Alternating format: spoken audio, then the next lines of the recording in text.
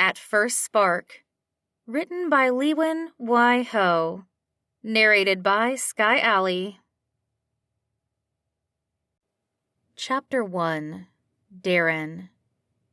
Darren Spark never imagined that one person could make him feel so happy and sad all at the same time.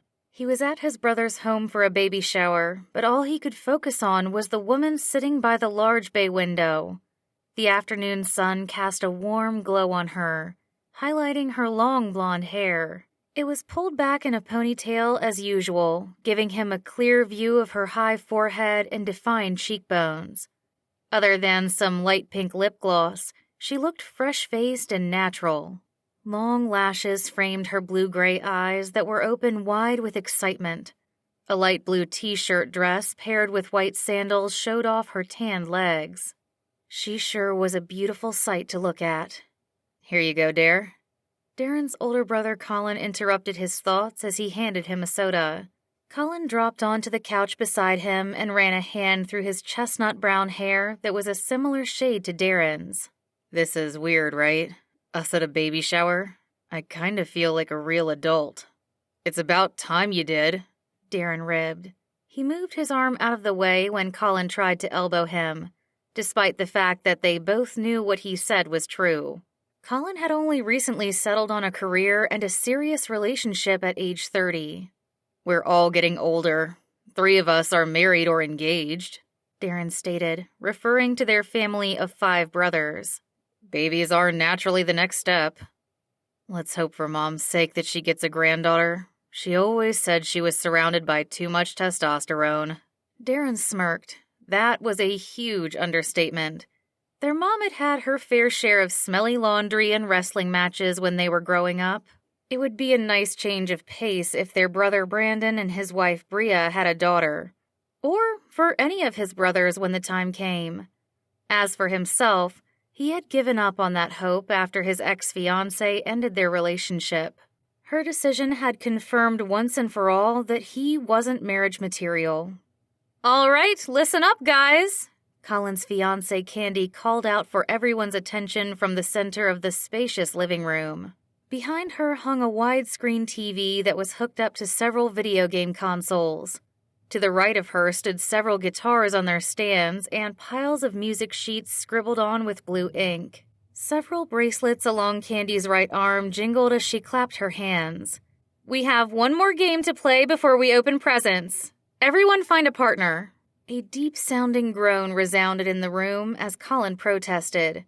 He took the dramatics a step further by clutching his chest and pretending to faint. Candy shot him a wide-eyed look, silencing him with the sharp curve of one perfectly groomed brow. Her no-nonsense attitude could intimidate even the toughest of firefighters, but somehow she had won the heart of their goofball brother. "I meant, yay, let's do this." Colin blew a kiss to Candy, then rubbed his hands together in anticipation. "I have a feeling we're gonna win this one, baby." "Of course we will. We make the best team," Candy declared before walking over to give him a kiss of her own, right on his mouth. She wiped off the red lipstick stains on his lips as she cradled Colin's scruffy jaw in her hand. The motion had the whole room of onlookers smiling to see them being so comfortable with their PDA. Almost the whole room. Darren chuckled when he spotted his nephew Seth, with his nose scrunched up in disgust. "Ew! Why is there always so much kissing in our family?" Seth exclaimed with all the passion and disgust of an 11-year-old boy. Brandon leaned over and ruffled his stepson's blonde head. "You'll understand one day, buddy. Come on, you, me, and Mom can be a team together for the game." Darren raised his hand. "How about you join me, Seth? I don't have a partner." "Oh, yes you do," Candy declared as she pulled the blonde woman sitting on the other side of the coffee table to her feet. With a cheeky grin, she directed her toward Darren. "Danica will be your partner. Isn't that right, Danica? We're all set now." "Hey." Danica quickly sat down next to Darren. Their elbows brushed, causing her cheeks to flush. "I hope you don't mind me joining you." "No, of course not." Darren gave her a reassuring smile. He really didn't mind having her close, especially when she smelled so good. The scent of her shampoo reminded him of lemonade and sunshine, a perfect representation of her bright personality. Upon hearing his answer, Danica beamed, her eyes lighting up in relief. She leaned over and murmured in his ear, "Cool, let's crush 'em. Well, everyone besides Seth. He's too cute to crush." Her warm breath tickled his skin, causing Darren's whole body to heat up. His mind drew a blank, so he simply nodded. He wasn't a man of many words anyway. He had been more brawn than brains, but he found himself more tongue-tied than usual around Danica Reed. She was the woman who had been occupying his thoughts all afternoon. For good reason, too. Darren marveled at how amazing she looked in casual clothes and minimal makeup. She exuded such confidence and warmth, the latter of which he found the most attractive. Honestly, Danica could wear a brown sack and she'd still be the most beautiful woman in the room to him. Everything about her was genuine and welcoming, especially her smile. He had noticed her smile the first time they crossed paths. He still remembered that June morning well, when he had rushed to Between the Lines, the bookstore she owned, to help someone who had fainted. It had been a routine call for him as a firefighter and EMT. What he hadn't expected was the impression Danica had left on him. One word came to mind when he thought of their interaction: intense. As brief as it was, it reminded Darren of the first time he had run into a burning building during his training days. All his senses came to life as the heat of the flames threatened to engulf him. Adrenaline pumped through his veins, drawing him past the point of fear to exhilaration. It was this feeling that gave him a sense of purpose and made him feel alive. And it was this same kind of thrill he'd felt the moment he laid eyes on Danica.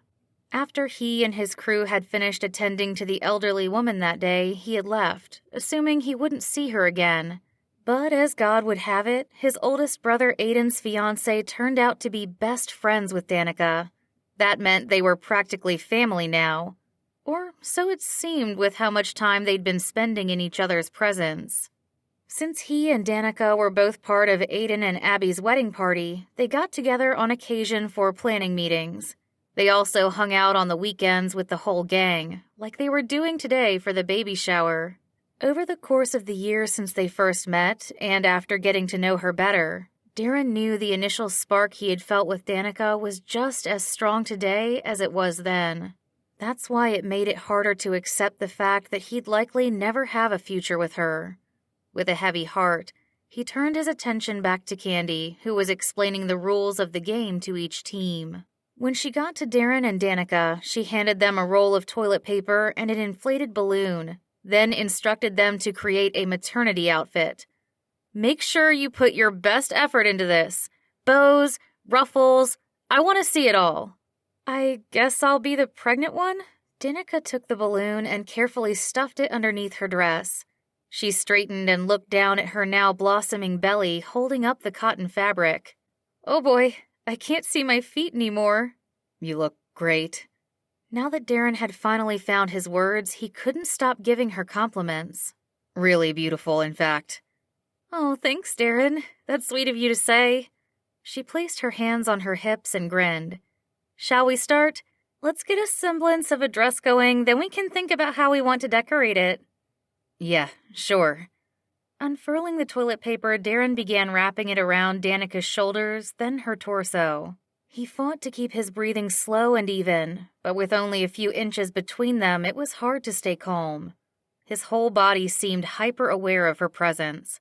He kept his eyes down as he worked, doing his best to keep his internal struggle hidden. With about a foot of height difference between them, he had to kneel down when he reached her stomach.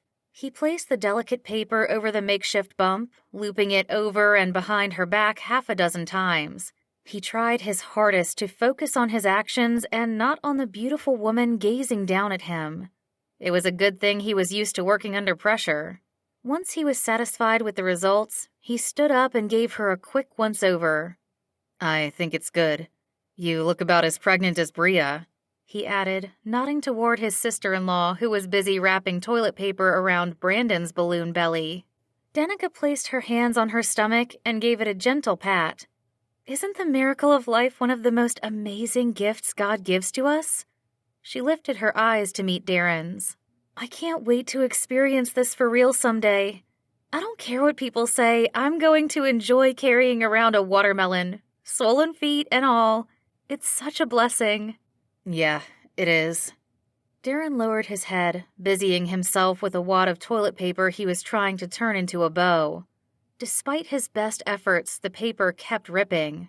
His attempts seemed as hopeless as his personal situation. A lump formed in his throat as he digested Danica's words. I can't wait to experience this for real someday. It was just as he'd thought. Regardless of how he felt about her, he didn't stand a chance. That's why being near her could produce the highest and lowest of emotions at the same time. Right now, he was definitely feeling the latter. Darren knew it was time to stop hoping for a spark between them. Danica would never want a future with him if she knew he wasn't capable of having children. Chapter 2. Danica. Danica quietly watched Darren struggle to tie 2 loops of toilet paper together. With his brows drawn together, he slowly pulled on the ends to form a knot. A smile began curving his lips, but soon faded when the paper came apart at the perforated seam. His face fell for a second before he grabbed another handful of paper and tried again. She couldn't help sighing at the intense look of concentration on his face. Seeing this 6-foot-tall hunk of a man trying so hard to do something so delicate made her insides melt. She decided she'd forgive Darren's family for pushing her to be his partner for this game. Not that she could hold a grudge against any of his brothers or their significant others. They had become like a family to her, and just like family, they liked to meddle. She was well aware that they had been trying to play matchmaker for the past year. For one reason or another, she and Darren were always conveniently paired up together. But this family's good intentions were for naught, since it was clear that Darren had been friend-zoning her since the day they met. She could still picture him in his dark blue uniform arriving at her bookstore. He had strode in calmly but purposefully, like he'd walked off the pages of the firefighter romance novel she had devoured the night before. With his broad shoulders, defined chest, and tanned muscular biceps, he'd worn his button-down shirt like a second skin. Everything about him screamed alpha male, like the fictional men she loved to read about. Except that Darren had the opposite inner qualities. He was gentle and kind. There was a humbleness to the way he talked and carried himself that made Danica long for him all the more. From the first time she laid eyes on Darren, she had known she was in over her head. Talk about falling hard. She might as well have had a concussion because she started to believe in crazy things, such as love at first sight. As much of a romance buff as she was, the logical side of her knew love wasn't all roses and sunshine. A relationship, and moreover a marriage, took a lot of work. She'd witnessed it firsthand with her parents. They had celebrated their 46th anniversary earlier that year, but this milestone wasn't without its share of heartaches and hardships. After 15 years of marriage and several miscarriages, they had finally become parents after adopting her. In the years since, they had both faced cancer diagnoses. Danica knew it was only by the grace of God that they were still happily married. Loving someone required commitment, trust, and partnership. Pining away for a guy who didn't care for her the same way was like looking for a non-fiction book in the fiction section. She didn't have time to waste. At age 32, she was ready to settle down and have a family. That's why she decided to give up on her little crush, but her heart wouldn't stop hoping for more. Danica shook her head free of its silly dreams and put her foot down. Literally. She pressed the sole of her sandal into the plush cream carpet and took a deep breath. She couldn't afford to keep swooning over Darren, no matter how attractive she found him. Especially today, when he looked like a cover model in his blue linen shirt and dark-washed jeans. She told herself she needed to stop gawking at his mouth and wondering how it would feel to... Oh, she realized Darren had stopped messing around with the toilet paper bow. Instead, he was staring straight at her with a curious look. She quickly stuck out her hand. "Do you need some help with that? You seem to be having a hard time." He scoffed and mumbled what sounded like, "If you only knew." "Sorry, what did you say?" "Nothing much, but sure, I'd appreciate your help." He stuffed the crumpled toilet paper he had been using into his back pocket, then tore off a few feet of unused paper from the roll. He placed it in her outstretched hand, his fingers skimming her palm in the process. The moment their hands touched, he pulled back as if he had been burned by an open flame. Danica's stomach sank. It was obvious Darren couldn't even stand to touch her. This was yet another sign that he wasn't interested. She shrugged as she tried to brush off her disappointment. It was better this way. She would treat him the same way he treated her, platonically with a capital P. "You got it off to a good start," she replied in as nonchalant of a tone as she could manage. She busied herself with tying loose knots to form a bow with multiple loops. "Don't feel bad. You just have bigger, stronger hands than me, which makes sense since you have to carry people out of burning buildings. Me, the heaviest things I lift at work are hardcover dictionaries." "Dictionaries are no joke," he replied. "I've seen how big those books can get. They make great doorstops." Her hands stilled. She lifted her gaze cautiously, unsure if Darren was serious or not. She immediately sighed in relief to see his dark brown eyes twinkling with humor. "Darren, you do know that's the last thing you should say to a bibliophile, right?" What?" "A bibliophile, a person who loves books." He smiled sheepishly. "Oh, I see. Sorry, English was never my favorite subject."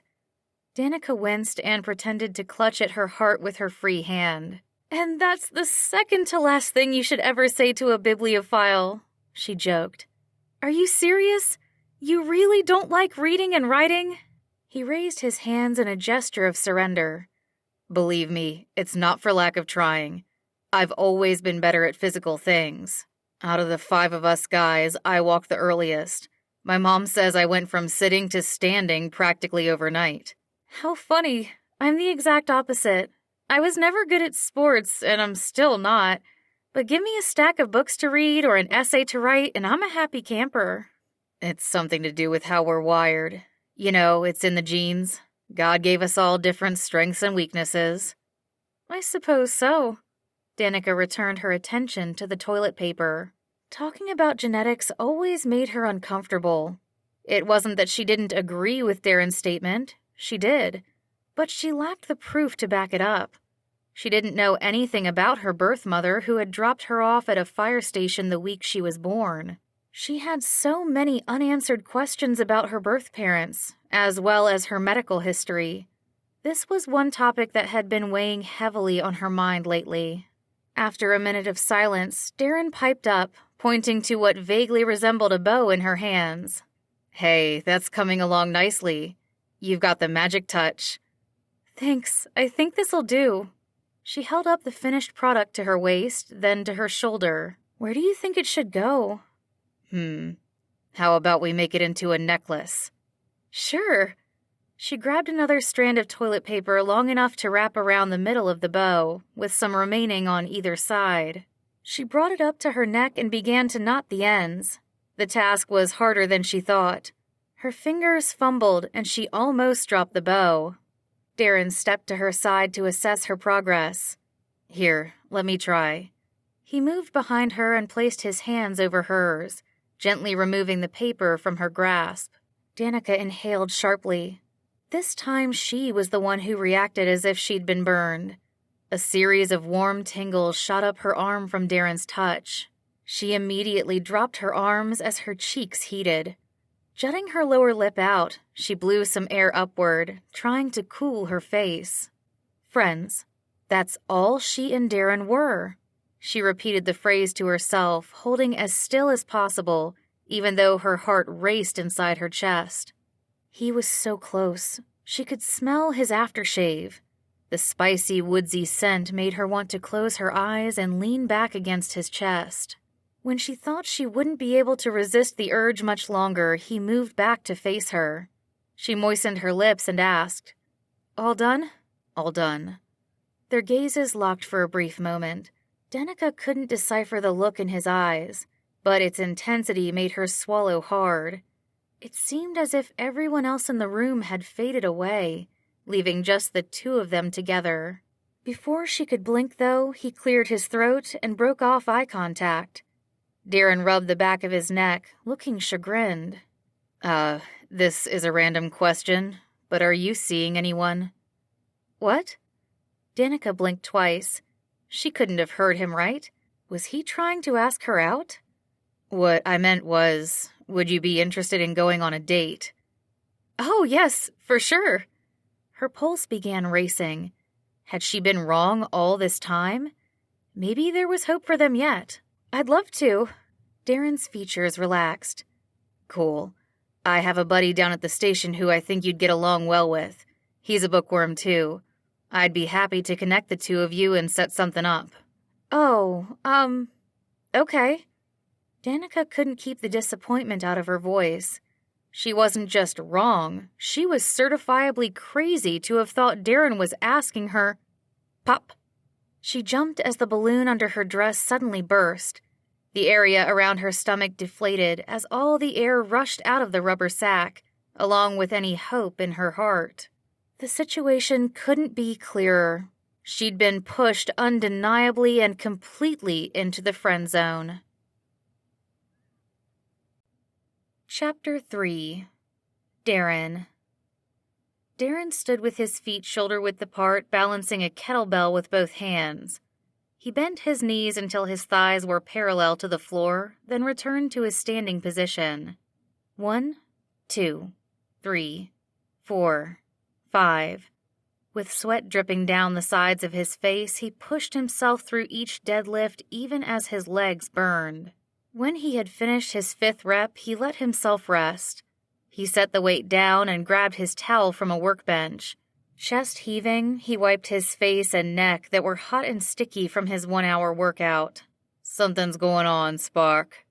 He turned around to see his colleague Julian standing in the doorway of their station's gym, dressed in a black tank top and matching shorts. Slinging his towel back onto the workbench, Darren muttered, "What do you mean?" The red-headed, baby-faced firefighter walked in and picked up 2 dumbbells. In between reps, he eyed Darren with a curious expression. "You're up before the crack of dawn to work out, and I'm assuming you're the one who cleaned and mopped the bathrooms today? The last time you did this was when you were getting over your ex. So what gives? What woman's got you worked up this time?" "Can't a guy do some work without being questioned?" Darren blurted out more forcefully than he intended. He usually appreciated Julian's straightforwardness, but he wasn't in the mood to talk, especially not with the man he was planning to set up with the woman he liked. In all honesty, though, he couldn't have picked a better man. Besides his brothers, Julian was the one guy he felt the most comfortable with. They'd gone through a lot of ups and downs working together for the past 7 years. Julian was the only one outside his immediate family that knew about his medical condition. Also a fellow Christian, he took turns with Darren in leading Bible study for the crew whenever their shift fell on a Sunday. All things considered, Julian was the perfect guy to date Danica, which made Darren feel worse about his current attitude. "Sorry, I shouldn't be taking out my frustrations on you." Julian set his weights down with a frown. "It's all right. Want to talk about it?" Darren shook his head, choosing instead to drop to the ground on all fours. A rubbery smell from the workout mat beneath him filled his senses. His cotton t-shirt clinging to his torso with perspiration barely moved as he channeled his pent-up energy into a set of push-ups. The repetitive up and down motion was a good analogy of the way he went through life. One second he was close to something he desired, yet in the next moment he was stepping back to distance himself from it, or being forced to pull away. He had been devastated when his ex Tori had broken off their engagement, but he couldn't blame her. His high risk of infertility had been a sticking point throughout their relationship. They had talked about adopting once they got married, but shortly after he proposed, she had decided adoption wasn't for her. No doubt most, if not all, women would feel the same, including Danica. This was a reality he thought he had accepted. He was supposed to have gone through the grieving process already, but all his disappointment, frustration, and sadness threatened to consume him like a raging wildfire. This burden felt like a literal weight upon his shoulders and back, making it harder than usual to push himself off the floor. Feeling defeated, he fell onto his knees, then sat back. "You're right. There is a girl. She's amazing. Smart, beautiful, and kind. A solid believer in Christ. She's got the best smile, too. She's pretty much perfect." Julian beamed as he gave Darren a thumbs up. "Now we're talking. So what's her name, and when are you going to ask her out?"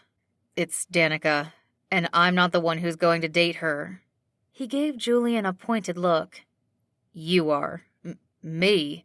Julian sputtered, his green eyes wide. "Did I miss something here? You didn't happen to hit your head with a dumbbell before I walked in, did ya?" Darren smirked. "She's already agreed to go on a date with you. Is it okay if I give her your number?" "No, it's not okay. I'm not getting in between you and this girl that you're obviously interested in. Why don't you take her out yourself?" "Because I'm not getting married," he stated matter-of-factly. "And before you start with your usual what-if spiel, I already know Danica wants kids of her own. She made it clear at Brandon's baby shower this past weekend." Julian pursed his lips, seeming to want to say more, but he didn't. With an exaggerated groan, he replied, "Fine.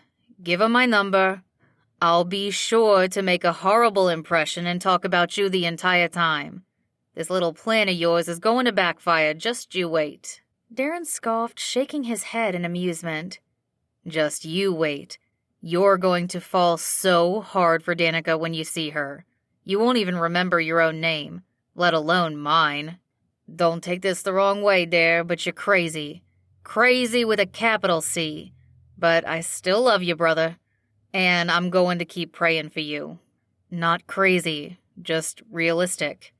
Darren grabbed his towel and slung it over his shoulder. "Thanks, man.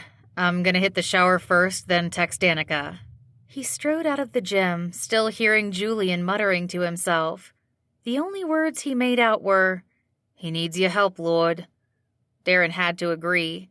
It would be painful when Julian and Danica started a relationship, as he was certain they would once they met. But that reality would force him to move on. But he'd certainly need a supernatural kind of peace to stand by and watch. Only the kind of peace that Jesus gave, one that surpassed all understanding, would keep him sane. The same kind of peace he held on to every time he put his life on the line for his job. During his shower and afterwards as he was getting dressed, Darren tried his best to not give in to the envy clouding his heart. He leaned against the counter of the communal bathroom, toweling off his hair. His reflection in the partially fogged-up mirror, however, betrayed his true feelings. There was a sadness in his dark brown eyes that he usually kept hidden, even from his family. He wanted to be happy for his brothers, and he was, but he'd be the first to admit he had struggled big time when first Aiden, then Brandon, and most recently Colin had found the loves of their lives. Even their youngest brother Evan was in a promising relationship. Where did this leave him? Single as usual. His cell phone suddenly buzzed, stopping his train wreck of thoughts. Darren pulled his phone from his pants pocket and swiped it open to reveal a new message. "Hi, Darren, how are you?" He winced when he saw the Spanish word fuego at the top of his screen. It was silly of him to have saved Danica's number like that in his contacts, but it was a good reminder for him to not play with fire. Another text followed. "Sorry to bug you at work, but we need to finalize the details for our Napa trip." With just 6 weeks left until Aiden and Abby's early August wedding, there were a dozen things to check off the wedding party's to-do list. For him and Danica, it was booking the activities for their joint bachelor-bachelorette getaway. "You're not bugging me," he typed back. "I'm fine. How are you?" "Good. Just got a new shipment of books to shelve. No dictionaries, though." Darren grinned to see the emoji of a flexing bicep at the end of her sentence. He quickly texted back, "That's a shame. Guess you'll have to use a regular doorstopper." He followed up with a winking face emoji. The next text appeared with a series of 3 emojis: a shocked expression, a tongue-sticking-out face, and a laughing one with tears. Darren laughed, the sound echoing off the tiled walls. "Sorry, I couldn't help myself," he replied with a sad face emoji. "No harm, no foul." 2 beaming-faced emojis punctuated the sentence. The door to the bathroom swung open, allowing a breeze of cool air to penetrate the steamy bathroom. Julian walked in, his cheeks flushed a similar shade of red as his hair. "I see that look on your face," he teased. "You're texting her, aren't you?" Darren immediately sobered up and cleared his throat. "I was just about to give her your number," he called out as Julian walked past him toward the showers. Despite the soothing sound of running water in the background, Darren began typing with a sudden urgency. It was a good thing Julian had walked in when he did. He shouldn't be having this much fun chatting with a woman he didn't have a future with. "Put out any fires today?" Danica's next text came through while he was halfway through writing his. He deleted his sentence and started a new one. "Nope. Fingers crossed there won't be any today. Just a couple of building inspections scheduled." A thumbs-up emoji popped up on the screen, followed by, "That's good to hear. I'll be praying for your safety." Darren's chest constricted. "You don't have to." He stopped himself mid-sentence and erased the 4 words. In light of the danger that came with his job, he'd be foolish to turn down her prayers. He simply wrote back, "Thank you. I appreciate it. So, back to the Napa trip. Abby mentioned trying out mud baths. Anything else?" 3 dots flashed across the screen, signaling that Danica was typing. Darren rubbed a hand over his face as he waited. He should have stuck to business from the get-go. Now the emojis on his screen stared back at him, taunting him with their smiles. He tapped his sneaker-clad foot, eager to get this conversation over with. No more emojis. No more joking around. He was mentally prepared for anything Danica might throw his way. A new text appeared. "For the last time, I am not asking Darren out." His mouth fell open. What was Danica talking about? Chapter 4. Danica. Danica leaned her elbows on the counter, supporting herself as she typed on her phone. To her right was a cash register. To her left were several piles of the new books she had been telling Darren about via text. A paperback romance novel caught her eye with its hot image, both literally and figuratively. The gorgeous fireman gracing the cover was in full uniform and surrounded by reddish-orange flames. With dark brown hair and eyes, he reminded her of the man she was messaging at the moment. The man her best friend Abby was encouraging her to ask out. Encouraging was putting it mildly. Abby wouldn't know subtle if it hit her in the face. Her most recent text message was in all caps with multiple exclamation points. "Ask Darren out!" Danica jerked her head up as the bell over the door sounded. Strands of blonde hair fell into her eyes, confirming that the bun she'd thrown her hair into an hour earlier was already coming apart. That's what happened when she was left to run the bookstore by herself. The 2 college-aged employees she had hired to help her had taken the week off to study for finals, which meant she had to field all the customer requests, man the phone, and ring purchases up all by herself. She really didn't have the capacity to also be texting Abby and Darren at the same time. Going back and forth between 2 conversations took so much focus. She nearly replied to the wrong person once. It also didn't help that she had saved Darren's information under the name Amazing. Having his entry appear at the top of her contact list made it easier to find him. Plus, he really was amazing. There was no denying that. But as wonderful as Darren was, she was not going to follow through with Abby's request. Hoping to get Abby off her back once and for all, Danica quickly replied with an adamant text, "I am not asking Darren out." With a new customer walking in, she locked her screen and set the phone behind the counter. She went over to greet the tall blonde man who was browsing the romance section. "Hi there. Welcome to Between the Lines. Is there anything specific you're looking for today?" The man who looked to be in his early 30s met her gaze. He was well-groomed and obviously worked a white-collar job with his blue dress shirt and tan pants. He flashed her a grin that showed off his dimples. "Thanks." He stole a glance at her name tag. "Danica. I was hoping to find the latest book by Darren Spark. Have you heard of him? My sister's a big fan, and his book is the only thing she wants for her birthday." Danica nodded eagerly at the mention of her friend's name. "I actually have a couple signed copies stashed in a secret location. Follow me." She led the man to the checkout counter where she found the paperback he was looking for. "Here it is," she announced as she held it up. "She's going to love this story. It's my favorite one of Brandon's yet." "Awesome. You're helping me win the Best Brother of the Year award with a signed copy," he added with a wink. "I can't thank you enough." "It's no problem at all. Brandon's actually a friend of mine. If your sister has other books of his that she'd like signed, let me know. I'm sure he wouldn't mind. He really appreciates his readers." "Thanks. I'll be sure to tell her." Danica slipped the book into a brown paper bag with a logo of an open book with a pair of eyes over it. "I can ring you up, unless you have something else you want to add." The man's blue eyes brightened. "There is one more book I want. The Time Rift. I lost my copy at the gym the other day. Would you happen to have it in stock?" Her eyes widened in appreciation. "That's one of my favorites. Wasn't it crazy when Lance got deja vu?" She promptly clamped a hand over her mouth. "Sorry, spoiler alert. Tell me you already got to that part. I hope I didn't ruin it for you." The man chuckled, the sound deep and rich.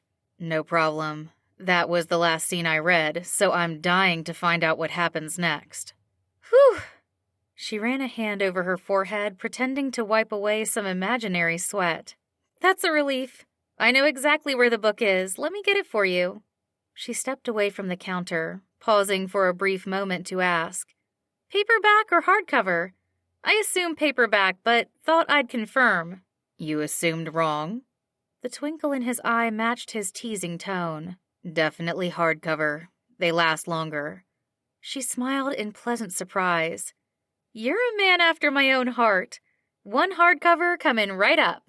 She strode to the science fiction section and located the book, where it sat front and center on a shelf.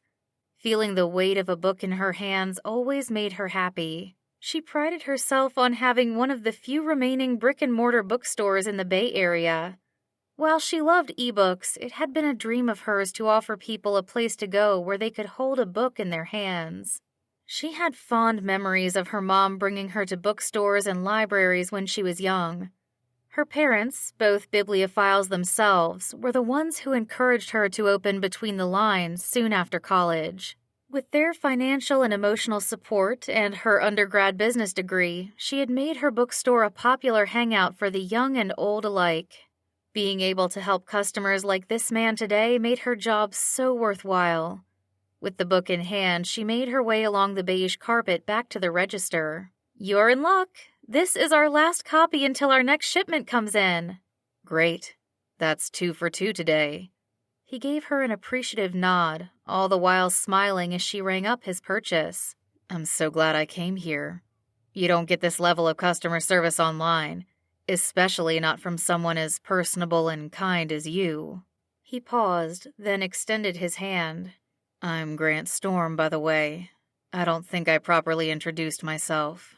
"It's nice to meet you, Grant." Grant seemed to hold her hand for an extra beat before letting go. "I'm Danica, as you already know. Danica Reed." What an appropriate name for someone who works in a bookstore. "Yeah, you could say I was meant to have this last name." "Well, it was nice meeting you, Danica, and thank you for all your help." "It was my pleasure." "I'll be back for a recommendation once I finish this." He held up his purchase. "Maybe we can talk more about the ending then." Sure thing. Happy reading. He gave her a heartfelt smile before turning to walk out of the store. Through the front window, he waved once as he headed down the sidewalk. Danica waved back before picking up her phone. She was sure both Abby and Darren had to be wondering by now where she'd gone. She swiped her screen open to where she had left off in her conversation with Abby. Her most recent text, "For the last time, I am not asking Darren out," was still awaiting a reply. She was surprised Abby hadn't texted her back yet. Maybe she had gotten busy at work, or she was finally backing down. Or maybe... Oh no! Danica almost hyperventilated when she saw "amazing" at the top of her screen. Heart pounding, she double-checked her other message thread. Her cheeks flushed, the heat quickly spreading to the tips of her ears. Sure enough, she had texted Darren thinking he was Abby. Great. How was she going to explain her way out of this now? Squeezing her eyes shut, she said a quick prayer for wisdom, or for a hole to open up beneath her feet and swallow her up. Either way, she needed some divine intervention. She opened her eyes and decided to text Abby for help, triple-checking this time that she really was texting her best friend. "Abs, I'm so dead. I texted Darren thinking it was you. I told him I wasn't going to ask him out. What am I supposed to do now?" Instead of messaging her back, her phone rang. Danica answered the call to the sound of Abby's loud laugh filling her ear. "Abby, Darren, how can you laugh at me at a time like this?" she mumbled, even though she really wanted to yell the question. This was the one time when she wished she didn't work in a bookstore. It was taking all her restraint to remain quiet. When Abby's laughter finally died down to a soft chuckle, she exclaimed, "This is classic! It's just like when I texted Aiden by mistake, and look what happened to us. We're getting married. Don't worry, God is more than capable of taking our mistakes and working our messes out for us." "I know He is, but what am I supposed to do in the meantime? Can I just pretend nothing happened? I have no idea what Darren's thinking. He hasn't texted me back since I sent that message." "Well, he's probably offended that you don't want to ask him out." Danica could tell from Abby's tone that she was on the verge of laughing again. "Abs, be serious." "I am! Wouldn't you be crushed if the guy you like told you he wasn't going to ask you out?" "Darren doesn't like me. I've told you 1,000 times he's not interested." "He is, Danny. It's just... complicated." She cleared her throat and rushed the rest of her reply. "And I better go before I say more than I should. Love you, girl. Bye." Danica lowered her phone, more confused than ever. Abby promptly sent her a zipped mouth emoji with the words, "Sorry, I promised Aiden to keep my big mouth shut. You'll have to get the scoop from Darren." "No worries," Danica texted back. It wasn't like anything Darren could say would negate the fact that he always seemed to be guarded around her. Sure, he was friendly and kind, but she sensed there was something holding him back from truly engaging with her. She wondered if he would ever feel comfortable enough with her to get past their usual small talk. Maybe this one text would be the start to that. Soon, however, business picked up so much that Danica couldn't have replied even if she wanted to. The text weighed heavily on her mind, though, throughout the rest of the day, making her blush at the mere thought of it. When she finally got a chance to check her phone again, it was half an hour before closing. With no further replies from Darren, she let the conversation drop and hoped he had forgotten her careless mistake. Chapter 5. Darren. Life got busy for Darren during the following few days, which was a good thing, because he didn't want to keep thinking about Danica's text, or the fact that she hadn't texted him again. The latter bugged him the most, since he had no idea what she was thinking. She obviously should have realized by now that she had sent him the text by accident. Was she too embarrassed to reply? Or was this her way of letting him down gently after she had pretty much rejected him? Ouch. The truth stung more than he expected. Darren ran a hand through his hair, pulling on the ends in frustration. A cold draft of air blew down on him from the overhead vents as he sat in one of the hard wooden chairs of the hospital waiting room. Leaning back, he rested his head against the wall and waited, along with the rest of his family, for news about Bria's labor. He had seen Brandon's text message as he was getting off his shift. After he had gone home, showered and changed into a clean pair of jeans and a polo shirt, he had rushed to the hospital to meet Colin and Candy, who were already there with Seth. Aiden and Abby promised to come as soon as they were done with work that afternoon. Evan, unfortunately, wouldn't be able to get away from the set of his TV show, but both he and his girlfriend Emma would be coming for the bachelorette getaway in a few weeks. Double ouch. There was no way he would be able to avoid Danica during that weekend trip. It was better this way, though. That mistaken text was a blessing in disguise, perhaps even an answer to a prayer. Now that Danica had made her intentions known, he had even more reason to move on. And truth be told, he'd rather be the rejectee, no matter how much it hurt. Having been in that position before, he wouldn't wish it on anyone, especially not someone as sweet as Danica. "Hey, Dare." Colin nudged him with his elbow from where he sat on Darren's right. "Are you hungry? Candy and I are going to take Seth to the cafeteria to grab something to eat. The poor kid just told me he didn't have breakfast, and it's nearly lunchtime." Darren shook his head. "Nah, I'm good, thanks." "Okay. Text me if there are any updates." Colin rose to his feet and followed Candy, who was dressed in a power suit and a pair of heels, out of the waiting room. Both of them trailed after the young blonde boy who was urging them to hurry. The sight of his brother, his future sister-in-law, and their nephew made his heart ache. Not to mention the fact that they were waiting for Seth's new brother or sister to arrive. Darren didn't begrudge any of his family members for their blessings, but he did wonder why he was the only brother to have faced health challenges. He'd had it hard from the start, being born premature. Weighing in at 3 ounces shy of 4 pounds, he couldn't maintain his own body temperature at birth.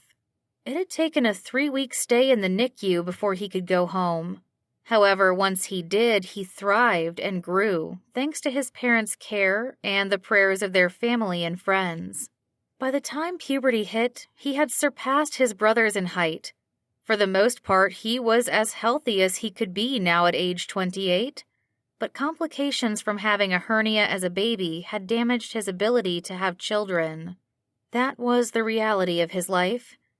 Darren closed his eyes, praying for peace as he often did when he felt himself going down a rabbit hole of self-pity. He also remembered to give thanks to God for all the good things in his life: faith, family, friends, also a job he loved. Thinking about those blessings always helped change his perspective. He'd seen enough loss as a firefighter to know he had it better than so many others. His shoulders relaxed as his mind cleared itself of negative thoughts. He found himself dozing off, the exhaustion of the past 48 hours weighing down on his body like a heavy hose filled with water. On his next exhale, he fell into a deep sleep. The next time Darren opened his eyes, nearly an hour had passed according to his watch. A crick in his neck confirmed he had fallen asleep in a strange position, but his mind was clearer after his nap. He usually needed a day to physically recover from a work shift, so it wasn't a surprise he had practically passed out. He rolled his head to either side to stretch out his muscles, then exhaled. The waiting room was a lot more packed now.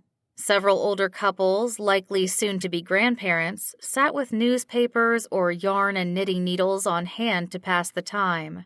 Colin, Candy, and Seth were nowhere to be seen. Aiden and Abby had shown up, though, and were seated about 10 feet across from him in a row of chairs facing his. His older brother, a college professor, was hunched over his laptop, no doubt working on his students' final grades for the semester. He had come straight from the office in a long-sleeved shirt and slacks, as had Abby, although her job as a radio DJ allowed her to wear sweats. Abby's voice rose above the quiet murmurs in the room as she talked animatedly with the woman beside her, the beautiful blonde woman Darren had just been dreaming about. Darren swallowed hard. His body warmed at the sight of Danica, dressed in an oversized top and a pair of navy leggings, with books of every color printed on them. Her hair was pulled back in a braid that lay over one shoulder with loose strands framing her face. Seeing the smile on her face was enough to make his own lips curve up. Her expression sobered, though, when Abby suddenly stopped talking. Abby nudged Danica with her elbow, nodding eagerly in Darren's direction. When Danica looked up and locked eyes with him, her cheeks flushed red. The smile she wore now was sheepish and small. Darren was sure his was the same. If it weren't for Abby's insistent nudges, he and Danica would probably have continued staring awkwardly at each other. Instead, Danica was now walking toward his side of the waiting room. Darren quickly brushed a hand through his hair, then popped one of the mints he carried in his pocket into his mouth. Danica pointed to the chair beside his as she neared. "Hi, is this seat taken?" "No, go for it." He got a good whiff of her citrus-scented shampoo as she sat down. Overwhelmed by her closeness, his mind went blank. Too bad he didn't have his firefighter's mask with him.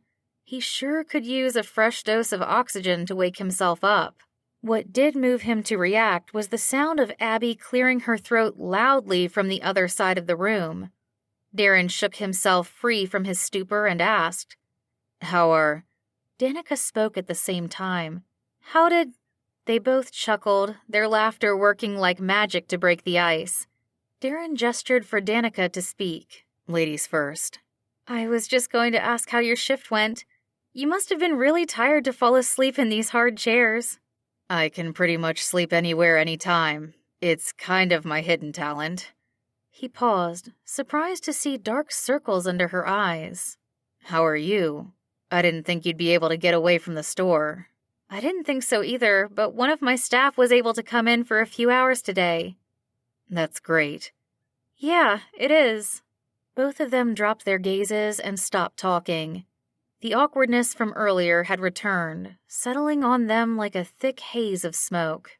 Darren didn't know if he should bring up the text message or just pretend it had never happened. Either way, they had never finished their conversation about the weekend trip, and he didn't want to leave Danica to do the planning alone. He decided to stick to facts and hope for the best. "So, we still need to decide on the Napa trip. Should we just talk to Abby and Aiden since they're here?" "Oh, yeah. Abby just gave me a list of activities they want to do. The only thing we need to book are the mud baths. I can do that." "I don't mind doing it. I have the next 3 days off to make some calls." "Are you sure?" "Yeah, just text me the info." A funny noise escaped Danica's lips, the sound resembling a strangled groan. Wrinkling her nose in chagrin, she turned to face him. "Speaking of texting, Darren..." Darren held up both hands to stop her. "It's all right. You don't need to explain." "But I do. My parents taught me to treat others with care and respect. You know, love your neighbor as yourself." She glanced up, momentarily distracted when a nurse in scrubs walked by. After a moment, she returned her attention to Darren. "If the tables were turned, I'd want an explanation for what happened the other day." He shook his head. "I'd rather not make things weird between us." Not that it wasn't weird already, but still. He didn't want Danica to feel more uncomfortable than she already was. She was wringing her hands in her lap, nervously twisting a gold ring she wore on her left hand. "Things are already weird, but they'll only get better if we air them out, right?" Her tone matched the uncertainty on her face, but she shifted in her seat to face him squarely. "So, here's what happened. I was texting both you and Abby at the same time. Work got busy, and before I knew it, I had sent you the message I meant to send to Abby." "I figured as much. It's not the first time this kind of stuff has happened. I mean, Aiden and Abby met because of a wrong text." "True, but I also want to explain why I said what I said. You know, the bit about not asking you—" "It's fine." He cut in before she could reject him in person. That would hurt too much. "I know Abby and the rest of the gang have been trying to set us up. They have good intentions, but they're not that great at matchmaking. We hardly have anything in common. It makes sense why you and I wouldn't work out." As soon as the sentences left Darren's mouth, his heart sank. The fact that Danica didn't try to protest added to his disappointment. He had said those words as an excuse, but hearing them out loud, he now realized how true they were. It was no wonder why someone like Danica wouldn't be interested in him. She needed a man who had more brains than brawn. Unfortunately, that someone wasn't him. Chapter 6. Danica. Danica forced herself to nod in agreement with Darren's comment. We hardly have anything in common. Those 6 words seemed to seal the fate of their relationship before it could even begin. Her stomach twisted as he continued to explain to her why she wouldn't want to date him. All the sleep she had lost the previous few nights over this conversation were for naught. Darren was doing all the talking for her. Oh, the irony of it all. You need a guy who understands you, he reasoned. Someone who cares about the same things you do. Someone who shares your love of reading. Darren sounded so sure he had her questioning herself. Danica hadn't really thought about their compatibility before, but he had a point. Why was she attracted to him, other than the fact that he was insanely gorgeous, which was not a good reason at all? No relationship could survive on physical attraction alone. There had to be something deeper, more meaningful, right? That's obviously not me. I can't even remember the last time I read something for fun, he continued without missing a beat. The Sunday comics don't really count. I mean, they're not exactly on the same level as, Shakespeare, right? Danica squeezed out a smile in response to his soft chuckle. Yeah, not exactly the same. He continued going on about the comics he and his buddies loved to read at the firehouse when they had downtime. Danica nodded absent-mindedly as she pretended to listen, but inside she was making a mental list of all the things she liked about Darren. Traits that didn't include how well his pectoral muscles filled out his shirt, or how sexy his jawline was with the light sprinkling of scruff that she liked, or how amazing he smelled. Focus. She scolded herself for getting caught up in his appearance yet again. What was it with Darren? She had never cared that much about looks before. The handful of guys she had gone out with during college and in her 20s had been more studious, even a bit nerdy. They didn't stand out in a crowd, which had been fine with her, but they also hadn't made her feel like she was sitting too close to a fire, leaving her hot and bothered with thoughts that made her blush. Danica groaned inwardly. She really needed to get her priorities straight. Releasing a breath, she tried again. Number 1, Darren's faith. He had a personal relationship with Jesus. Number 2, his heart. He was so kind and caring. Number 3, his sense of humor. He had no trouble making her laugh. Number 4... What was number 4? Don't you think so? She blinked, realizing that Darren was looking at her with concern. Sorry, I missed what you said? I was telling you about my buddy Julian. He's also a believer and he loves to read. Don't you think you guys would get along well? Oh, well, I don't know. I haven't met him, so it's hard to say. But he must be a nice guy if you're friends with him. I mean, anyone who works as a first responder has to be an awesome person. Just like you, she added with a tone of awe. He shook his head insistently. We're like everyone else, just doing our job. And now Danica knew what number 4 was. Darren's humility. So would it be all right to give Julian your number? Huh? He's excited to take you out. Danica winced. Once again, Darren was firmly drawing the line between friendship and something more with 6 little words. He obviously wasn't interested in her if he was setting her up with his friend. I guess so. So it's a yes? Okay. Cool. I'll set it up. You guys will have a great time. She narrowed her eyes as she observed Darren's expression. His tone came across as firm and sure, but she thought she spotted a flicker of unease in his eyes. He suddenly broke off his gaze, letting it travel to somewhere behind her. Danica turned to see Brandon walking out of the double doors leading to the labor and delivery suite. He looked exhausted, with his blonde hair sticking up and his shirt creased with wrinkles, but a bright smile curved his lips. Darren stood up and walked over to greet his older brother at the same time Aiden and Abby reached Brandon's side. They exchanged hugs and a couple of words before Aiden and Abby followed Brandon through the doors. "The baby's here," Darren announced as he returned to his seat. "Aiden and Abby are going to see her first." Her ears perked up at the word her. "It's a girl?" "Yep, a little girl. Now I've got a nephew and a niece to spoil." The pride in Darren's voice made a lump form in Danica's throat. "You're such a good uncle. I really appreciate how you treat Seth like he's always been a part of your family. No one would be able to tell you weren't related by blood." "Seth and Brandon are so alike, they might as well share the same genes. Anyway, Bran did adopt him, so he's a Spark now, whether he likes it or not," he joked. "I wish everyone thought of adoption that way. Some people only see it as a piece of paper and can't help but treat you like an outsider." A heavy sigh escaped her lips before she could stop it. This conversation was steering itself into uncharted territory. She wasn't sure how much she wanted to say. She didn't normally go around broadcasting to the world that she had been adopted. Darren gave her a curious glance. "Sounds like you're speaking from experience?" There was a gentleness in his tone that enveloped her like a warm blanket. He seemed genuinely interested in getting to know her more. This openness prompted Danica to share her story. "My parents adopted me when I was a baby. Growing up, kids at school used to tease me about it. Even a couple of my cousins treated me differently. I was like the black sheep of the family. Well, more like the blonde one among all my dark-haired relatives." Darren's brows rose high on his forehead. "I had no idea." "I don't talk about it much. I actually didn't tell Abby until we had been friends for a year." In true Abby fashion, she hadn't cared one way or another that Danica was adopted.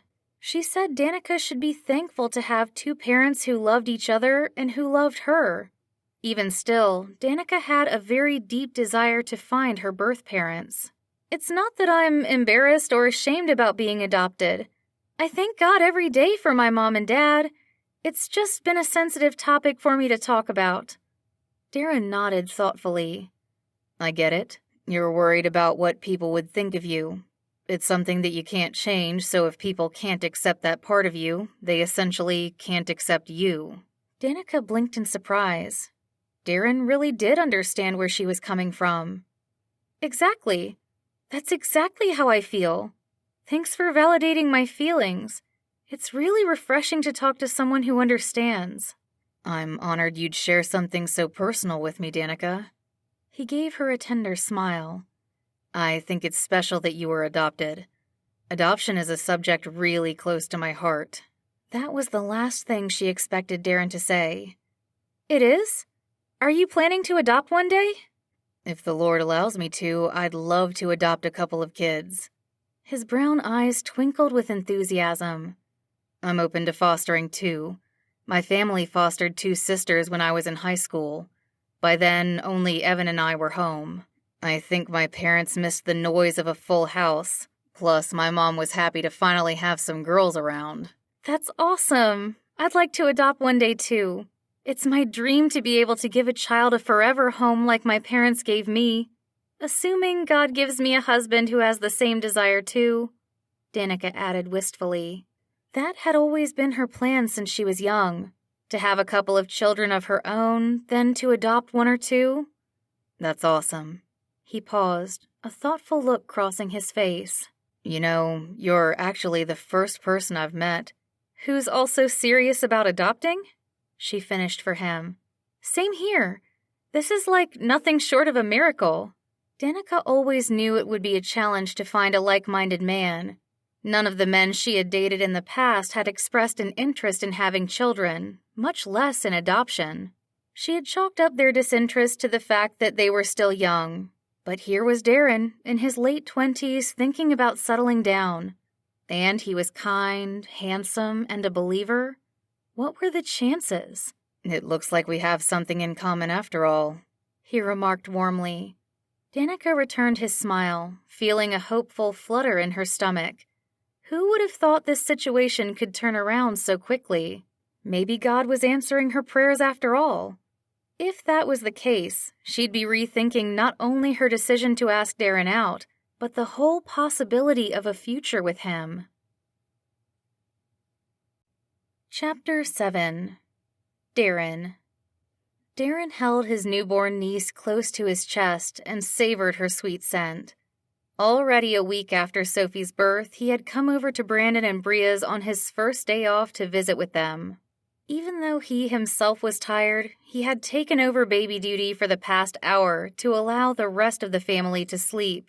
Being alone gave him the chance to think and process through the latest events that had happened. His last conversation with Danica had been surprising, to say the least. He'd had no idea she was adopted, or that she was interested in adoption. Both pieces of information had given him a sliver of hope that women with the same interests as him existed. Women like Danica, who wanted to open up their hearts and homes to children in need. There was a catch, though. She did still long for children of her own. As much as he wanted to hope for a future with Danica, he remembered the comment she had made at the baby shower. How she looked forward to carrying and birthing her own children someday. Unfortunately, he would never be the one to make that happen. Darren's stomach sank, but his spirits immediately lifted as he stared into Sophie's bright blue eyes. He could clearly see traces of Brandon in her, in how she shared his same fine blonde hair and attached earlobes. It was amazing to think that this little person also shared DNA with him. A bittersweet smile quirked his lips. At least there was a part of him that would live on in Sophie, as well as any other children his brothers would have in the future. "How's she doing?" Brandon murmured softly from the doorway of the living room. Taking soft steps, he walked over and sat down next to Darren on the couch. He looked happy despite the dark circles under his eyes. His rumpled t-shirt and sweatpants confirmed he had just rolled out of bed. "She seems pretty content in your arms." "She's good. I'm pretty content myself." Sophie was so small she fit perfectly in the crook of Darren's elbow. Compared to all the heavy things he carried on the job, a 7-pound baby barely required any effort on his part. He leaned back against the throw pillows and let himself relax into them. "There's something about babies that makes you feel so at peace. I could hold her like this all day long." "I know what you mean. Even though I'm exhausted from getting up throughout the night, all the aches and pains fade away when I look at her." Brandon laid a hand on the white and yellow striped blanket covering Sophie and gave her a gentle pat. "There are no words to describe how amazing it is to be a parent. I had already experienced some of it when I adopted Seth.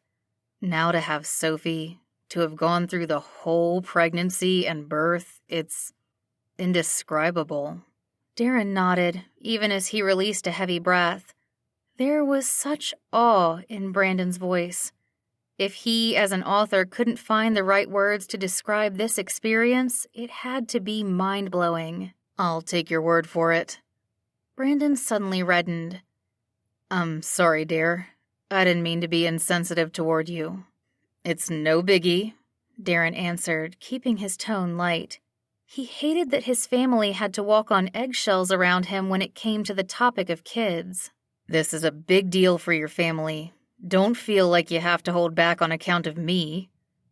"I know, but still." "I mean it, Bran." He turned to face his older brother, fixing a firm look in his direction. "You're not the first guy I know to have a baby, and you won't be the last. It's all right." Brandon drew his brows together. "I still wish things could be different for you." "Me too. But I'm trying to stay positive and think about what I can do to become a dad." Darren had been doing a lot of research online, reading everything he could about adoption, from statistics to personal stories. He paused, wondering how Brandon would take his next statement. "I'm considering adoption as a single parent." Brandon's eyes opened wide. "What about waiting until after you're married?" "Who knows when that will happen, Bran, or if it ever will. I figure, why wait when I can adopt now?" I read that a fourth of the kids adopted out of the foster system are adopted by singles. If they can do it, so can I. I'm not saying you can't. It's just that being a parent is hard, even when you have a spouse. Being a single parent... Brandon yawned. I can't even imagine what that's like. I know how hard it was for Bria to raise Seth on her own before. If I had to raise Seth and Sophie by myself, I'd be lost. I think if it's at all possible, kids are meant to have both a mom and a dad. Darren sat up straighter, surprised to hear his usually soft-spoken brother being so opinionated. He understood Brandon's concerns, yet he couldn't help feeling that Brandon didn't understand his. But the longer I wait around, the longer it'll be before I can have my own family. It already takes anywhere from 6 months to a year to accomplish the adoption process. What's the rush, Dare? Darren looked down at his niece as she dozed off, her small hand placed under her chin like she was in deep thought. He couldn't get over how wonderfully made she was. Every fiber in him wanted a little one just like her to call his own. He lifted his gaze to meet Brandon's. With a wistful smile, he admitted his innermost desire. I want what you have. I want what Aiden, Colin, and Evan will have in the future. I want a family to love and take care of. Brandon placed a hand on Darren's shoulder and gave it a gentle squeeze. You will. I have faith God will give you your own family. It took me and Bria nearly a dozen years to find each other again, but we did. Everything worked out for the best in God's timing. It'll work out for you, too. Maybe. Darren shrugged. Faith had been a lot easier when he was a kid longing for the latest toy, not yearning for a family. These days, he could only think about what he couldn't have, especially when the idea of being a father taunted him every time he saw men with their children. I'm just tired of waiting, tired of being the odd one out. You, the odd one out? Brandon gave him an incredulous look. Remember who you're talking to. I'm the only blonde, blue-eyed one out of the 5 of us, and the only one who never had a real relationship before Bria. You were actually the first one of us to get engaged. Darren scoffed. And look where that left me. Getting engaged doesn't mean a thing if you can't make it down the aisle. I don't want to go through that disappointment again. Adopting on my own is the only way to guarantee I'll have a family. Brandon pursed his lips. What about your other options? What options? How about being upfront with the women you date and telling them from the start that you want to adopt and can only adopt? Brandon added in a gentle tone. Darren scoffed. That would only scare away every woman out there. While his older brother was a successful romance author, he was probably the last person who should be giving out dating advice. You can't bring up marriage and kids on your first date. You're right. That would not go over well if one of my characters did that. It must be the sleep deprivation. Brandon rubbed a hand over his eyes. I've never been so tired in my life. Would you believe the other day I handed Seth the bottle I had prepared for Sophie? But the best part is he took it and drank from it. The brothers shared a laugh, careful to keep their voices low so as not to wake the baby. Brandon's chuckling soon turned into a yawn. He rubbed a hand over his face and sat in silence. After a moment, he turned to Darren with raised brows. Have you thought about in vitro? According to the doctor, my count is so low it would be next to impossible for me to father a child. I meant that one of us could be a donor. I bet Colin would be the first one to volunteer if you asked. He probably would. Darren chuckled, thinking about their fun-loving, big-hearted middle brother. I did consider it, but I thought it might make things too complicated. This wouldn't just affect you guys, but also your significant others. That's a good point. Then how about an outside donor? Darren shook his head. Still as complicated, if not more. It could be a long and heartbreaking road. I wouldn't want to put anyone through that. Anyway, I've always wanted to adopt, so that's the route I'm going to pursue. Well, it would be nice for you to pursue finding a wife, too. Brandon yawned again before he made another suggestion. You could always try bringing up the issue of marriage and kids on the second or third date. By then, any woman who's gone out with you that many times would be so enraptured with you and your muscles, she'd probably propose to you first. Darren rolled his eyes. Very funny, Bran. I highly doubt that. What about Danica? I know she's interested in you. I can tell you're interested in her, too. You guys are already friends. Maybe you could talk to her about it without being obvious. He sighed deeply. I have, and it's not good news. But it won't matter how I feel about her after tonight. I set her up with Julian from work. They're going out for dinner and dancing.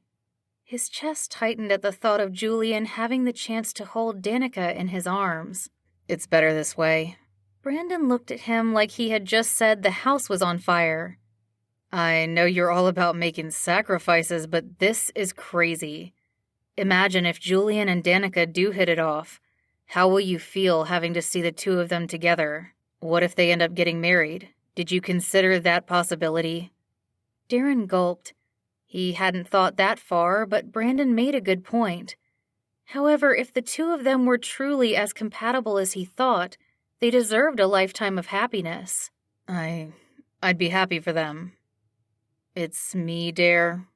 Brandon's tone was even more gentle than usual. You don't have to put up a front with me. He shot his brother a wry smile. I know. The front's not for you. It's for me. Such was his life. All this talk about relationships and kids was putting a damper on his mood. Deciding he'd rather be alone, Darren placed Sophie in Brandon's arms and rose from the couch. After promising to visit again soon, Darren headed out to his car. It was going to be a long evening. Julian had promised to call as soon as the date was over, but at this point, Darren dreaded hearing his update. Not when it involved the woman he longed for but couldn't have. As he was about to pull away from the curb, his phone suddenly buzzed. He picked it up from the center console and swiped it open. A photo of his red-headed colleague appeared on the screen. Julian. It was too early for his date with Danica to be over. Why was he calling now? Chapter 8. Danica. Danica spun around in front of the full-length mirror in her bedroom, pausing to smooth down the skirt of her off-the-shoulder dress. The light pink shade of lipstick she had applied complemented the magenta color of the dress and matched her freshwater pearl earrings. For once, she had left her hair down, even taking the time to curl it as Abby had suggested. Her long blonde locks fell in soft, loose waves around her shoulders. The reflection staring back at her looked like a woman dressed for a night on the town. Then why did she feel like throwing on a pair of leggings and crawling into bed with a book? You look beautiful, Danny Bear. Her dad appeared in her doorway, a smile lingering on his lips at the sight of her. Mr. Reed's tone took on a serious edge as he asked, Now, are you sure you don't want me to drive you to dinner? I don't mind at all.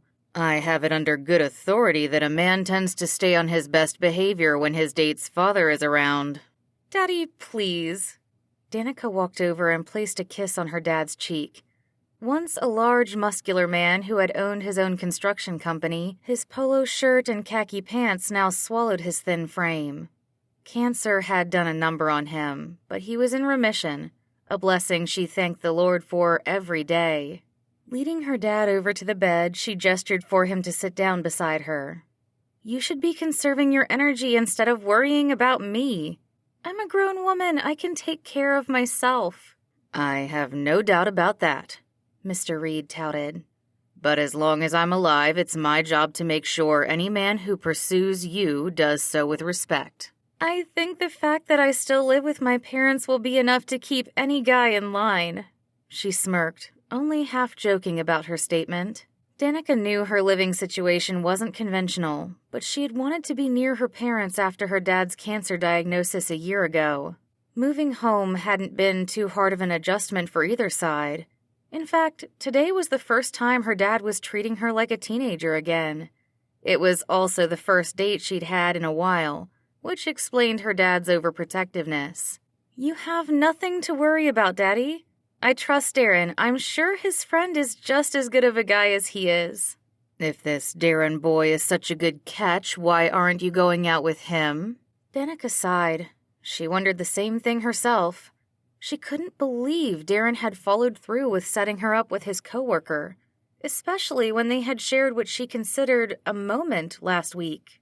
She thought their friendship had deepened over their shared interest in adoption. That afternoon had felt like a turning point of sorts, especially after she and Darren had spent some time visiting his niece together. They had sat side by side on a pull-out bed in the hospital room, taking turns holding Sophie. Even with Darren's family nearby, Danica felt like they were in their own bubble, enjoying one another's company.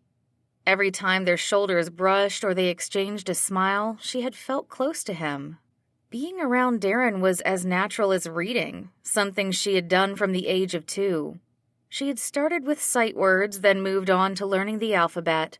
It had been such a thrill for her when she was able to sound out her first words. Reading had always brought her such joy and fulfillment. Books unlocked whole new worlds for her. In much the same way, Darren gave her a similar sense of satisfaction. He was like a new world for Danica to discover, one that allowed her to feel all the emotions she read about in the novels she devoured night after night. But in her case, reality was so much better than fiction, except for the part where the guy she longed to be with was pawning her off to someone else. Danica twisted the band holding an oval-shaped jade she wore on her finger as she contemplated how to answer her dad's question. Touching the ring, the only thing that had been left with her when she'd been abandoned as a baby, gave her comfort. "It's complicated, Daddy. I think Darren only wants to be friends." Mr. Reed scoffed. "Friends? I don't know if I should be relieved or upset to hear that. You have a heart of gold, Danny Bear. If he doesn't see that, then he's not the man for you." "Who's not the man for her?" They both looked up to see Danica's mother standing in the doorway, a checkered apron tied around her waist. Traces of what looked to be flour dotted the front of her yellow blouse, complementing her head of salt and pepper hair. Her dark brown eyes twinkled with mischief and gave her a youthful appearance, despite the fine lines on her face. She gestured with one hand for someone to answer her question. "The young man who set Danny up on this date that she's all dolled up for," her father replied in a curt tone. "He's too dense to recognize what he has right in front of him." "Daddy, Darren's not dense." Danica jumped in to defend him. "He's really sweet and kind and giving. I think you'd like him." Mr. Reed harumphed, not looking at all convinced. Mrs. Reed quirked a brow as she approached the bed where they sat. She reached over and brushed a wayward strand of hair off Danica's forehead. With a tender smile, she stated, "He must be a nice man for you to speak so highly of him." "He is. He didn't even blink an eye when I told him I was adopted." Her mom's mouth fell open. "You told him already? I didn't know the two of you were such good friends. I thought you were only spending time together because of Abby's wedding." "We've been chatting mainly about wedding stuff, but this topic came up kind of naturally. Darren's so easy to talk to, I didn't even think twice about telling him. And would you believe he wants to adopt one day too? It's not that surprising though, considering how good he is with kids. He's a great uncle. I'm sure he'll be a wonderful father too." Danica bit her lower lip to stop herself from gushing more. It was one thing to think these thoughts about Darren, but another matter to divulge them to her parents. She could only imagine what they must think of her to be going on and on like this about a guy. She shook her head, hoping the action would get rid of her silly thoughts. "I shouldn't be talking like this. He's not the one I'm going out with tonight, so it doesn't matter." "It does matter, sweetie," her mother insisted. "Those feelings you have for Darren won't go away just because you try to not think about them." Danica gazed up at her mom, not missing the fierce protectiveness in her eyes. Her mom's advice, both straightforward and sound, was exactly what she needed to hear. Funny how she had outgrown her old room with its pink-painted walls and posters of Heartland, her favorite boy band, but she could not outgrow the need for parental wisdom. Both her mom and dad were priceless blessings from God. She couldn't imagine where she'd be in her life if they hadn't adopted her. They were the very real-life examples of her favorite verse from Proverbs about iron sharpening iron. Her parents always spoke the truth to her in love. With a soft sigh, she replied, "I know. It's just easier to not think about something I can't change." "You know," Mrs. Reed began with a knowing look, "there's always prayer. God might not change his heart, but he could change yours." Danica winced. As much as it frustrated her to be hovering over the line between friends and something more, she didn't know if she wanted to settle completely in the friend zone. Having something to hope for was better than not having anything to hope for at all. "As much as I hate to admit it, Danny Bear," Mr. Reed winked, "your mother's right." "Of course I'm right." Mrs. Reed shot her husband a playful grin. "I was right about picking you, wasn't I?" Mr. Reed reached for his wife's hand, bringing it to his lips for a loud, lip-smacking kiss. "You guys are so sweet you're making my teeth hurt," Danica teased. Shaking her head, she laughed along with her parents. She was thankful the conversation was headed in a more light-hearted direction. With a long evening ahead of her, she didn't want to go into it with a bad attitude. That wouldn't be fair to Darren's friend, or be fun for either of them. "Thanks, guys, for the pep talk. I better put on my shoes before my date shows up." Ding! The doorbell sounded as if on cue. Mr. Reed rose to his feet with his wife's help and gestured toward the hallway. "You take your time, sweetheart. Your mom and I will go entertain the young man." "Dad!" The wink her dad gave her before he left the room had Danica chuckling. She was so thankful to see him in good spirits. She knew without a doubt that God answered prayers, because he had answered so many of hers regarding her dad's health. If only she had the same amount of faith about God's hand on her love life. She didn't pray about it enough simply because she doubted if God had the best in mind for her. Or rather, it hurt too much to consider that what she wanted wasn't in line with his will. She wasn't ready to give up her hopes just yet. Even so, she said a short prayer asking for clarity. "If Darren's not the guy for me, please tell me, Lord, so I'll stop hoping." With those words, she slipped her feet into a pair of strappy nude wedge sandals and grabbed her purse before heading out of her room. As she walked past a collage of her childhood photos hanging on the wall, she heard the chuckle of male voices coming from the front of the house. Her mom's bubbly, high-pitched one soon joined in. Danica quickened her steps, curious to know what they were talking about. The friend Darren had set her up with must be a decent guy to have her parents laughing so easily. She emerged from the hallway into the brightly lit foyer, eager to meet him. Her mom spotted her and gave her 2 thumbs up.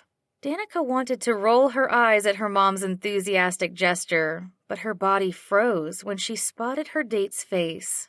There, standing between her parents, was the handsome firefighter who was a regular subject of her dreams.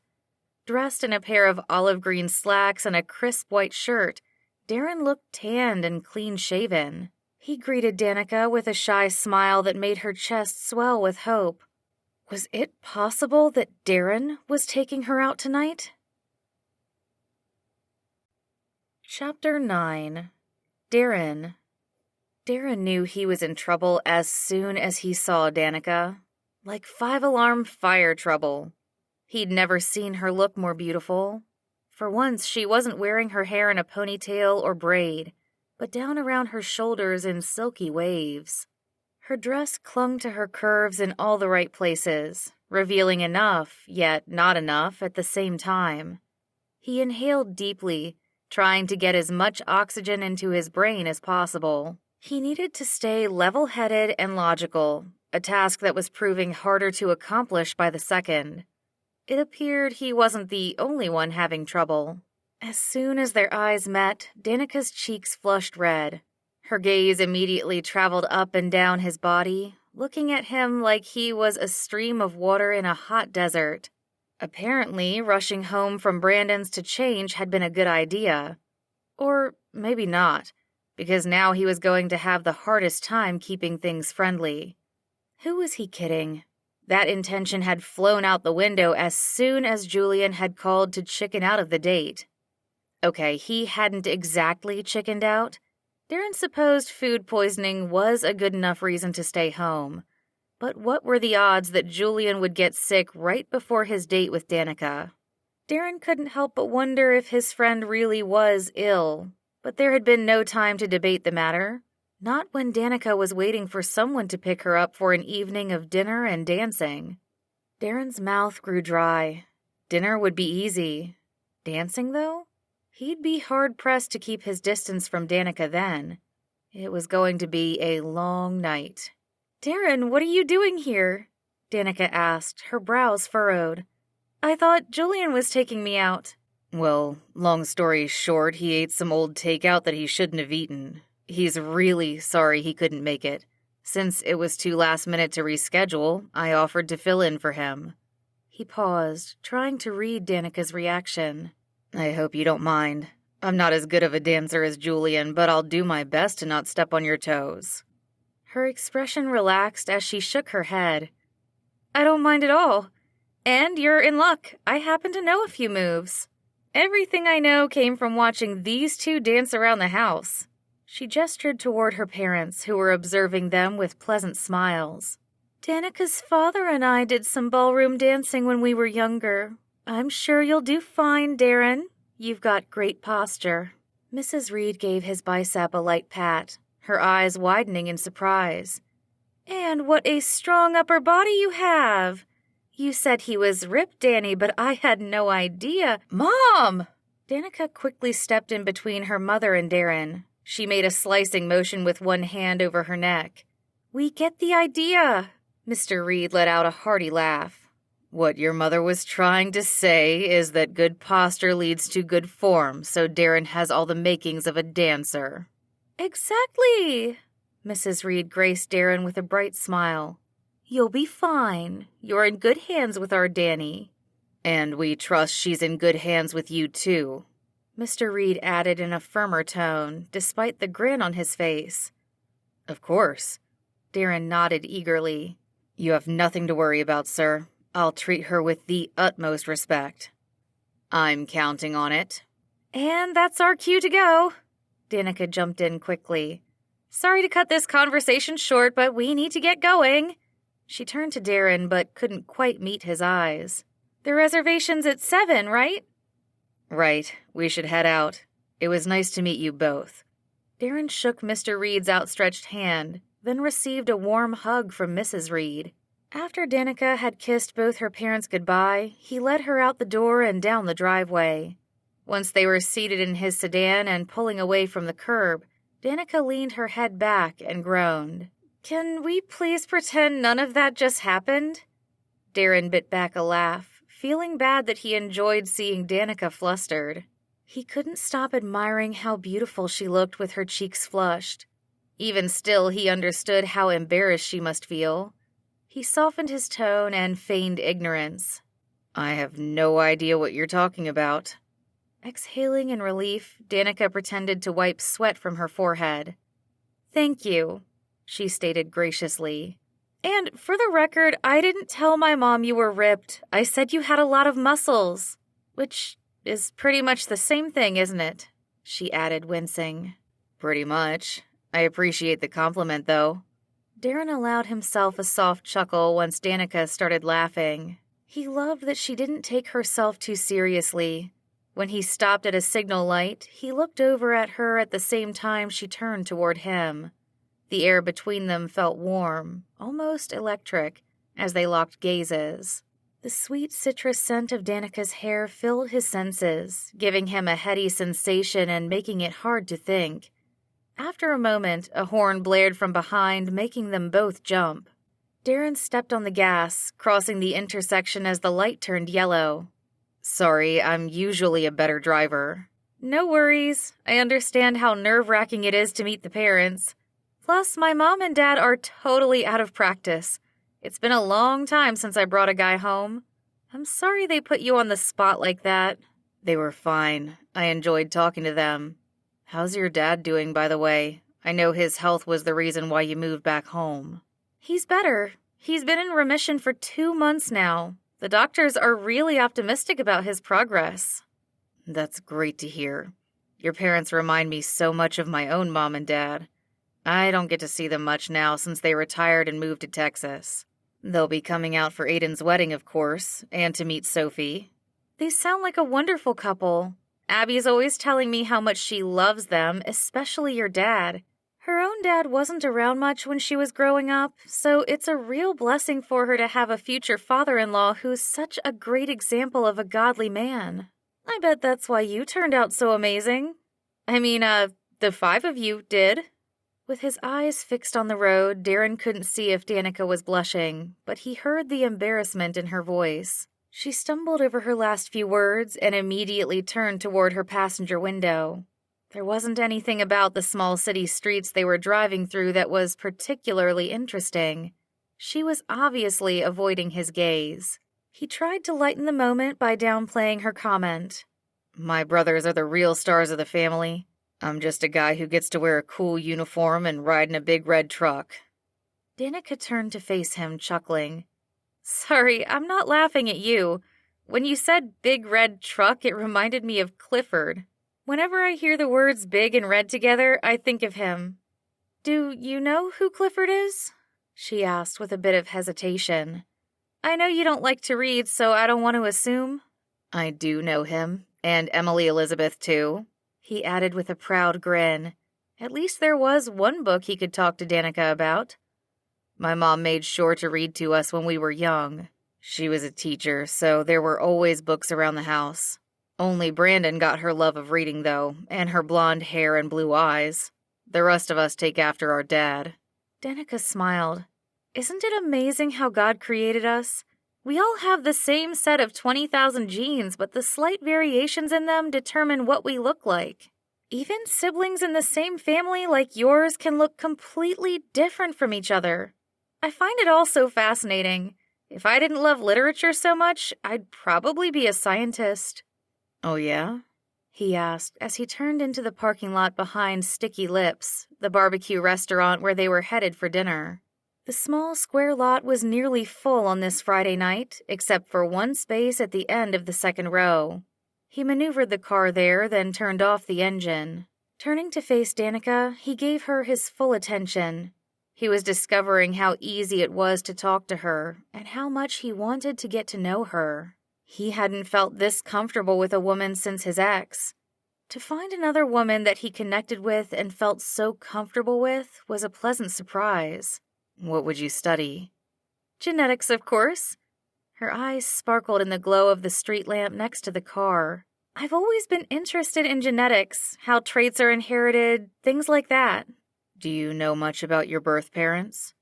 The way Danica furrowed her brows made him wonder if this was a sensitive topic. You don't have to answer if it's too personal. No, I don't mind. It's just that I'm not used to talking about them.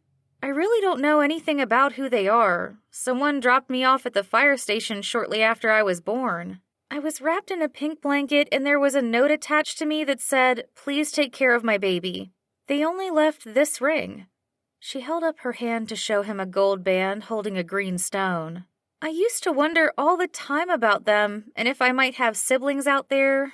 When I was a kid, I would go around looking for similarities in people I saw at school or the store or the library.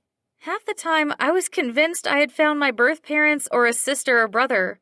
I basically thought any child or adult with blonde hair and blue eyes was related to me. She scoffed softly. Pretty silly, huh? Darren shook his head. The sadness in her eyes made him want to reach out and wrap her up in his arms. Not at all, he reassured her. If anything, it's really normal. It's human to want to belong. Do you think you'd ever want to look for them? I know you don't have much to go on, but maybe someone at the fire station saw something that day. Was it one in the area? I could ask around if you like. It was station number 5 in Mountain View. My parents already tried. There were no leads to go on. But I did a DNA test a couple of weeks ago, the kind where you mail in a tube of your saliva. I'm hoping to find a distant relative, like a cousin, who could help me. She paused to twist the ring around her finger. You're actually the first person I've told about the test. Darren blinked in surprise. I am?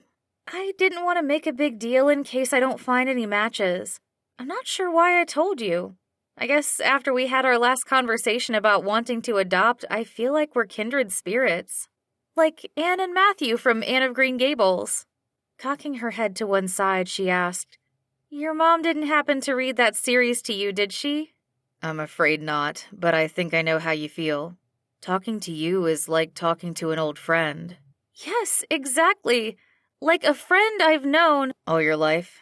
That's how it feels for me too, he admitted with a shy smile. The grin she gave him in return warmed him to the core. And that's when Darren knew he was falling hard for Danica, and the very thought made his heart ache. It was going to be a very hard evening to get through without becoming more attached. Chapter 10. Danica. Danica had never had a better date in her life, and she had Darren to thank for it. After they had gotten a table and ordered their meals, 2 full plates of baby back ribs, buttered corn, and loaded mashed potatoes, their conversation had flowed just as easily as it had in the car. They were seated at a cozy table in a far corner, one of 5 surrounding a stage and a small dance floor. Despite the noise of the restaurant filled with couples on dates, the spot gave them a secluded place to chat. Kindred spirits, indeed. Danica couldn't believe how patient and kind Darren was. He was such a good listener. She looked down at her still half-full plate of food and realized she had been so busy talking she had forgotten to eat. Meanwhile, Darren's plate was empty except for a few traces of thick brown barbecue sauce. A server came by to refill their water glasses. Danica noticed the young woman's gaze linger on Darren, but was happy to see him still focused on her and their conversation. It's my turn to ask the questions now if you don't mind, Danica suggested. You need to do the talking so I can do the eating. Darren chuckled and pushed his plate to the side of their square table. I've been talking too. I'm just used to wolfing down my food. At the firehouse, there's always a chance the alarm will sound in the middle of a meal. I can't tell you how many times I've picked up my fork and had to drop it when a call came in. You learn to eat fast after that. That sounds so different from working in a bookstore. We're all about peace and quiet. I can't imagine having to drop everything and rush out the door at a moment's notice. She paused to chew her food and quietly admire the man sitting across from her. What made you decide to become a firefighter? Were you one of those kids who like to play with matches? She asked, half joking. Or do you like the adrenaline rush? He cracked a smile. It's going to sound silly, but I loved fire engines as a kid. How big and red they are and how their siren sounds. When my class took a field trip to the fire station in 2nd grade, I fell in love with the idea of fighting fires. I'd always been good at sports and physical things like climbing walls at home. It was cool to find out there was a job where I could use my physical strength to help people. Danica's jaw dropped. Wait, did you say you climbed walls? Like Spider-Man? How does that work? No, nothing like Spider-Man. In my parents' house growing up, there was a doorway downstairs that was about 2 feet wide. I'd put my feet on either side of the wall, starting at the bottom, and push myself up with my hands all the way to the ceiling. I figured it out on my own when I was 4. By the time I was 9, though, I'd outgrown the doorway and moved on to gymnastics. Then I started trying parkour in high school, which freaked out my poor mom. Isn't that where you run around and bounce off different objects, like walls and railings? And jump off roofs and try to land on the ground in one piece? Yeah, that's why my mom was actually happy I decided to go to the fire academy. Being a firefighter can be dangerous, but you at least have a crew to watch out for you. We all have each other's backs, whether we're at the station or on a call. I bet you have to. You actually live with your coworkers half the time. You guys must be really close. We are. You can't help it. I see them more than my brothers, except for Colin since we live together. But that's going to change once he moves out when he and Candy get married. Then your place will be empty almost half the week. Too bad you can't just live at the station, then you wouldn't have to pay rent. Darren pursed his lips and shook his head. As nice as it would be to save some money, it wouldn't be a good idea. For one thing, there aren't enough beds for everyone. And to be honest, the job takes a lot out of you, physically, emotionally, and mentally. After a shift, we all can't wait to leave and have a quiet place to go. Of course, that makes complete sense. It's such a taxing job, much more stressful than a lot of other careers. I was totally joking about living at the station, by the way. I know. One corner of his mouth tilted up. The job does take a lot out of you, but I love it. I feel like it's what God created me to do. Danica's chest twinged. For a split second, she spotted a wariness in Darren's eyes that betrayed just how much pressure he faced at work. She suddenly realized she had no idea how strong he must be, inside and out, to be able to handle the work of a firefighter. But even he admitted to needing time away from the job. Do you hang out with your firefighter buddies outside of work? I'm just wondering if there are people you can talk to decompress with. Most of the guys are married with families, so they're busy taking their kids to practices or lessons on their days off. Brandon's always good at listening, but he has less time now that he's got his own family. It's the same with Aiden, Colin, and Evan, now that they're all in serious relationships. Crumpling a used napkin in his hand, Darren shrugged. It's okay, though. I'm more of an introvert anyway. I don't mind some silence for now. I figure things will be a lot noisier and busier once I have a family.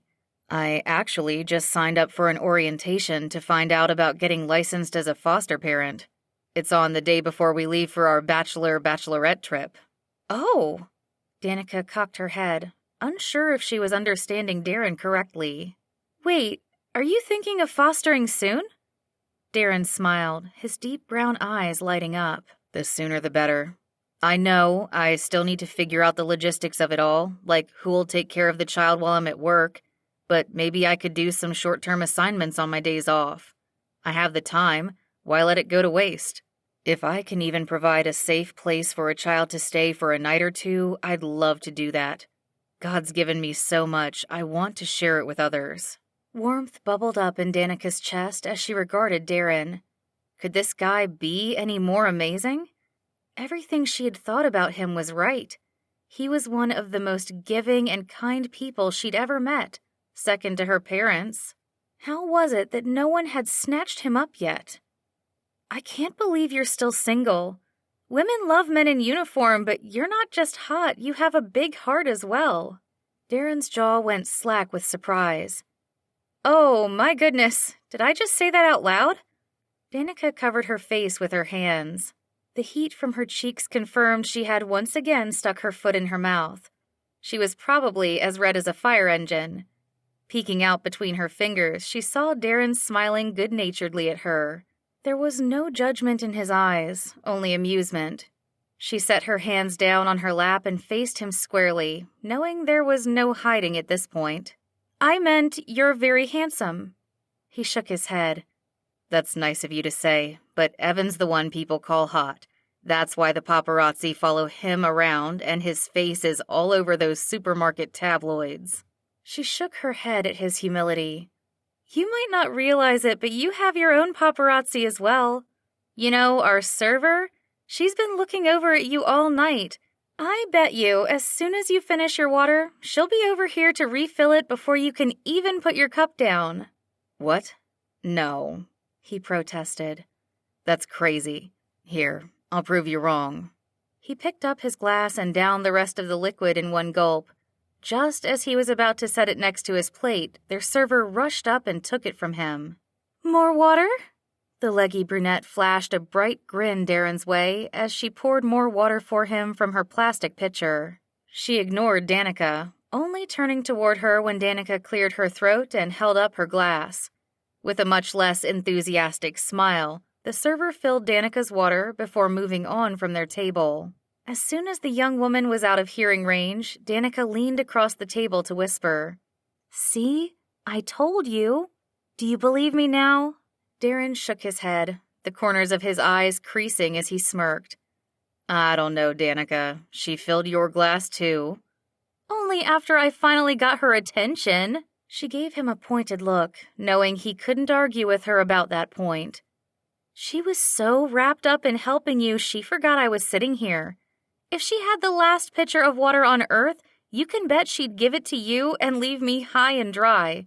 Literally. At this statement, Darren burst out laughing. Don't worry, I'd share it with you, every last drop. I know you would. Danica's heart skipped a beat as their gazes locked. For a second, the room stilled, as if they were somehow removed from all the conversations going on around them. It was like how romance novels describe time stopping when two characters connected on an emotional level. That was her and Darren in this moment, the two of them oblivious to all that was going on around them. It wasn't until Danica heard the booming rhythm of the bass that she realized the other customers had quieted down.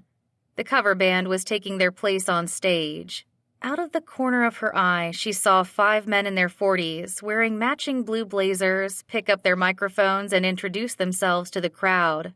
Soon after, they began playing a popular Backstreet Boys song, one where the man pledged to never break the girl's heart. Maybe it was the nostalgic music or the tenderness in Darren's eyes, but something in Danica prompted her to stand up and offer her hand. "Want to dance?" His eyes widened in surprise before he rose to meet her. He led her from their table to the dance floor where several middle-aged couples were already holding each other closely. They squeezed into an empty spot and faced each other. Darren gazed at her tenderly, but hesitation flickered across his face. Danica squeezed his hand, which prompted him to pull her toward him. She took a step, then two, until she was close enough to feel the heat emanating from his body. He lifted her hand up to his neck, leaving it there so he could circle his arms around her waist. She brought her other hand up to rest on his broad shoulder. They swayed like this, flush against each other, as the singers crooned along to the strumming of a guitar. Peering up into his face, she was taken aback by the intensity in his dark brown eyes. After a moment, his hold on her tightened, his large hands pressing along the small of her back. His chest expanded and contracted against hers. She sensed his breathing pick up speed, or maybe it was her own. Everything within Danica moved with an unstoppable rush, her thoughts, her pulse, and the butterflies in her stomach. The air between them intensified with warmth and anticipation as Darren's gaze dropped to her mouth. She leaned forward slightly. Was he going to kiss her? Chapter 11. Darren. Darren couldn't believe he was holding Danica in his arms, his entire body heated from feeling her soft curves against his torso. She was close, oh so close. Close enough for him to see the golden halo surrounding her irises, reminding him of a brilliant sunflower against the backdrop of a blue-gray sky. Her feminine scent was exactly like that image, warm, sweet, and soothing. It was one of those don't blink or you'll miss it moments where he couldn't tear his eyes away from her beauty. A hint of pink in the apples of her cheeks added a lovely glow to her creamy complexion. His gaze traveled down the curve of her cheekbones to where the top of her lips dipped to form a delicate cupid's bow. Her breath came out in quick bursts, drawing him near with its warmth. Darren knew he was treading a dangerous, thin line. He shouldn't be touching Danica, much less thinking about kissing her. And boy, was he thinking about that. How easy it would be to lower his head a few inches. How it would feel to brush his lips across hers. Could he? Should he? Kissing her would mean crossing the friendship line. There would be no going back after that. Kissing Danica would open up the floodgates currently holding back all the passion and longing in his heart. Longing for someone who was literally in his grasp, but who also felt like she could slip out of his reach at any moment. His gaze moved from her mouth up to her eyes. Emotions warred within him, like two equal weights barely tipping the scale in any one direction. He couldn't make up his mind which way to go. How was it that he could make a split-second decision when he was fighting a fire, but he couldn't decide whether or not to kiss Danica? Probably because his life didn't depend on it. But his heart sure felt like it did. He reasoned with himself to hold back. That was the only way to protect himself from rejection and disappointment. Yet his body seemed to have a will of its own. Without planning to, Darren reached up and brushed a lock of hair from Danica's cheek. His fingers grazed her smooth, warm skin, feeling a slight tingle at the touch. He let his hand linger there, not wanting to break off contact so soon. Danica must have felt the same because she tilted her head to rest against his palm. Her eyes lit up, making them look more blue than gray, like the color of cool, refreshing water. The air between them, though, was hot and charged.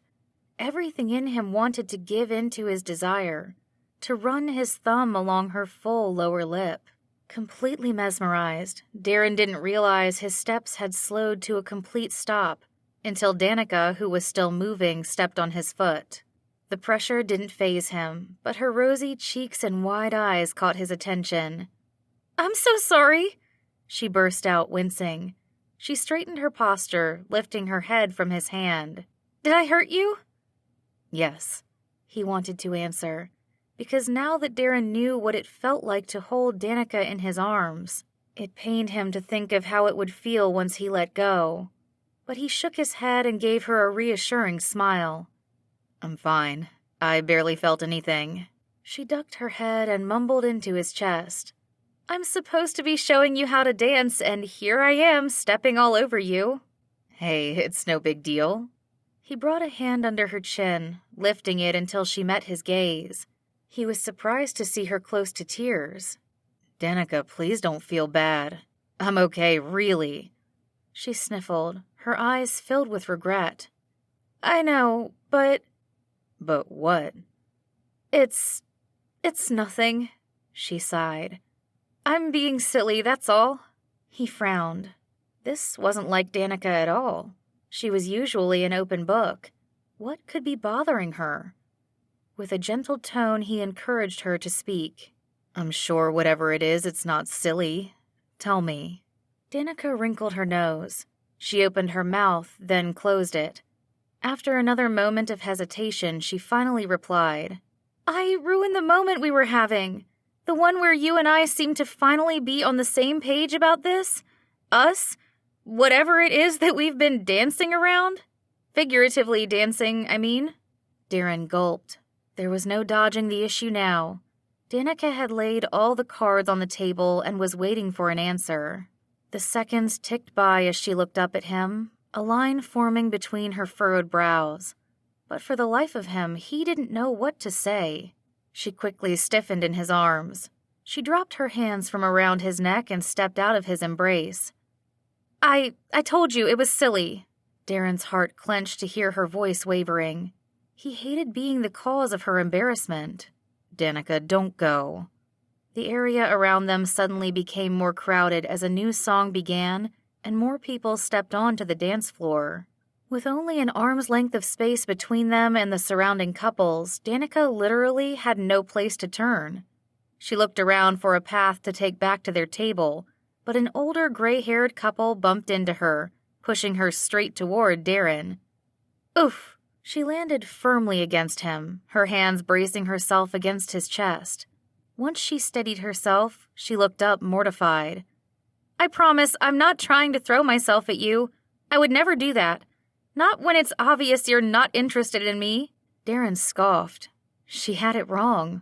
All wrong. But did he dare reveal his feelings for her? Then again, he couldn't very well let her go on believing that he didn't care. Darren reached for her hand, but she stepped away, far from his reach. "Danica, please. It's not like that." "Then what is it like?" Darren's heart pounded under her curious gaze.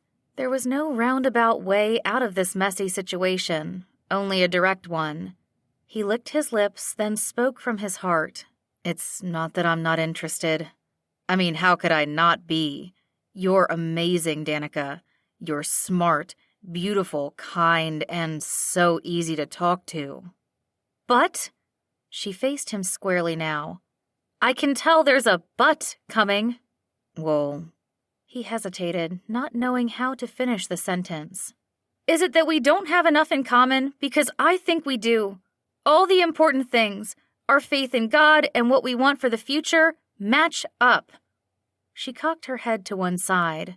"Or do you think I'm too old for you? You should know that age doesn't matter to me. My mom is actually older than my dad by 2 years. I know our gap is double that, but I hardly think it makes a difference." He had to smile. She was so endearing with the way she was trying to make her case, her chin raised and eyes flashing with confidence. This was a new side of her, one he hadn't seen before, and he loved it. Honestly, he loved everything about Danica.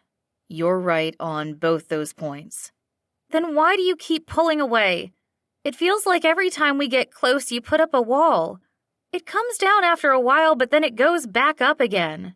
I keep getting mixed signals, Darren. I just want to understand." Oh, how he wished there was a way to tell her without going into all the details. He'd been down this road before. He didn't think he could stomach the pity that was bound to come his way once she knew the truth. So he simply said, "Because you can do better than me." His reply hung in the air between them for a second before her eyes widened. She gasped and placed a hand over her mouth. Darren thought she was reacting to his words, but then he noticed her gaze had shifted to somewhere past his right shoulder. He turned around and saw a frightening sight. An older woman had her arms around her dance partner, who was slumped over her shoulder. Her own posture was hunched as she struggled to keep him upright. The white-haired man, his face ashen, suddenly went completely limp. He crumpled to his knees like a rag doll. The woman cried out, "My husband! Someone please help him!" Without a moment to lose, Darren leapt into action, diving to catch the man before his head touched the ground. He yelled over his shoulder to Danica, "Call 911. Then began doing what he did best, saving lives.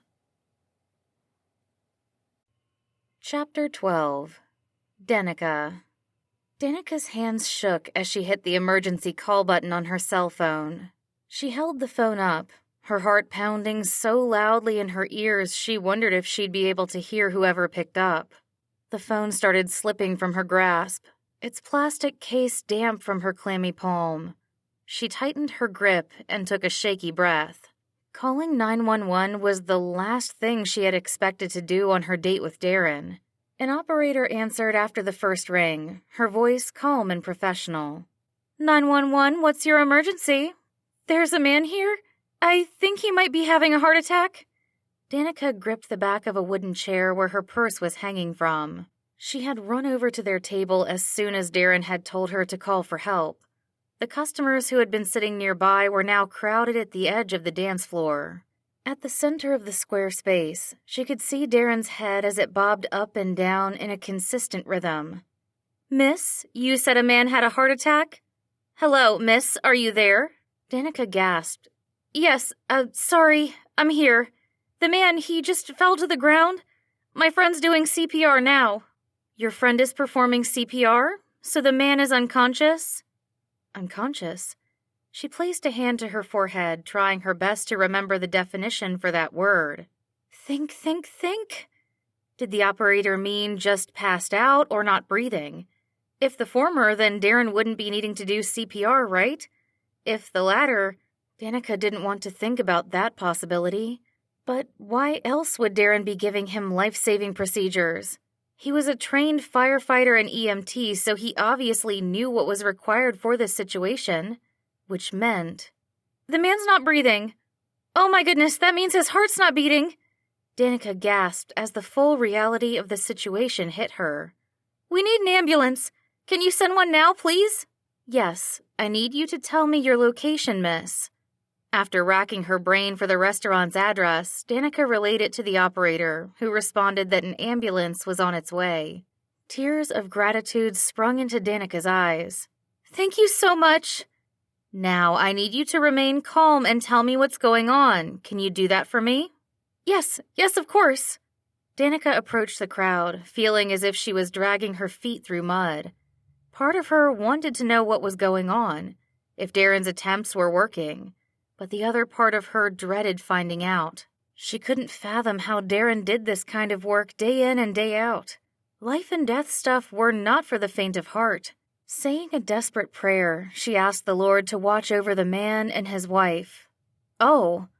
In all the commotion, Danica had forgotten about the petite Asian woman who had collapsed under the weight of her husband. She looked around the dance floor, spotting her sitting on the floor about an arm's length away from her husband's feet. She rushed over, pushing her way past the onlookers until she reached the woman.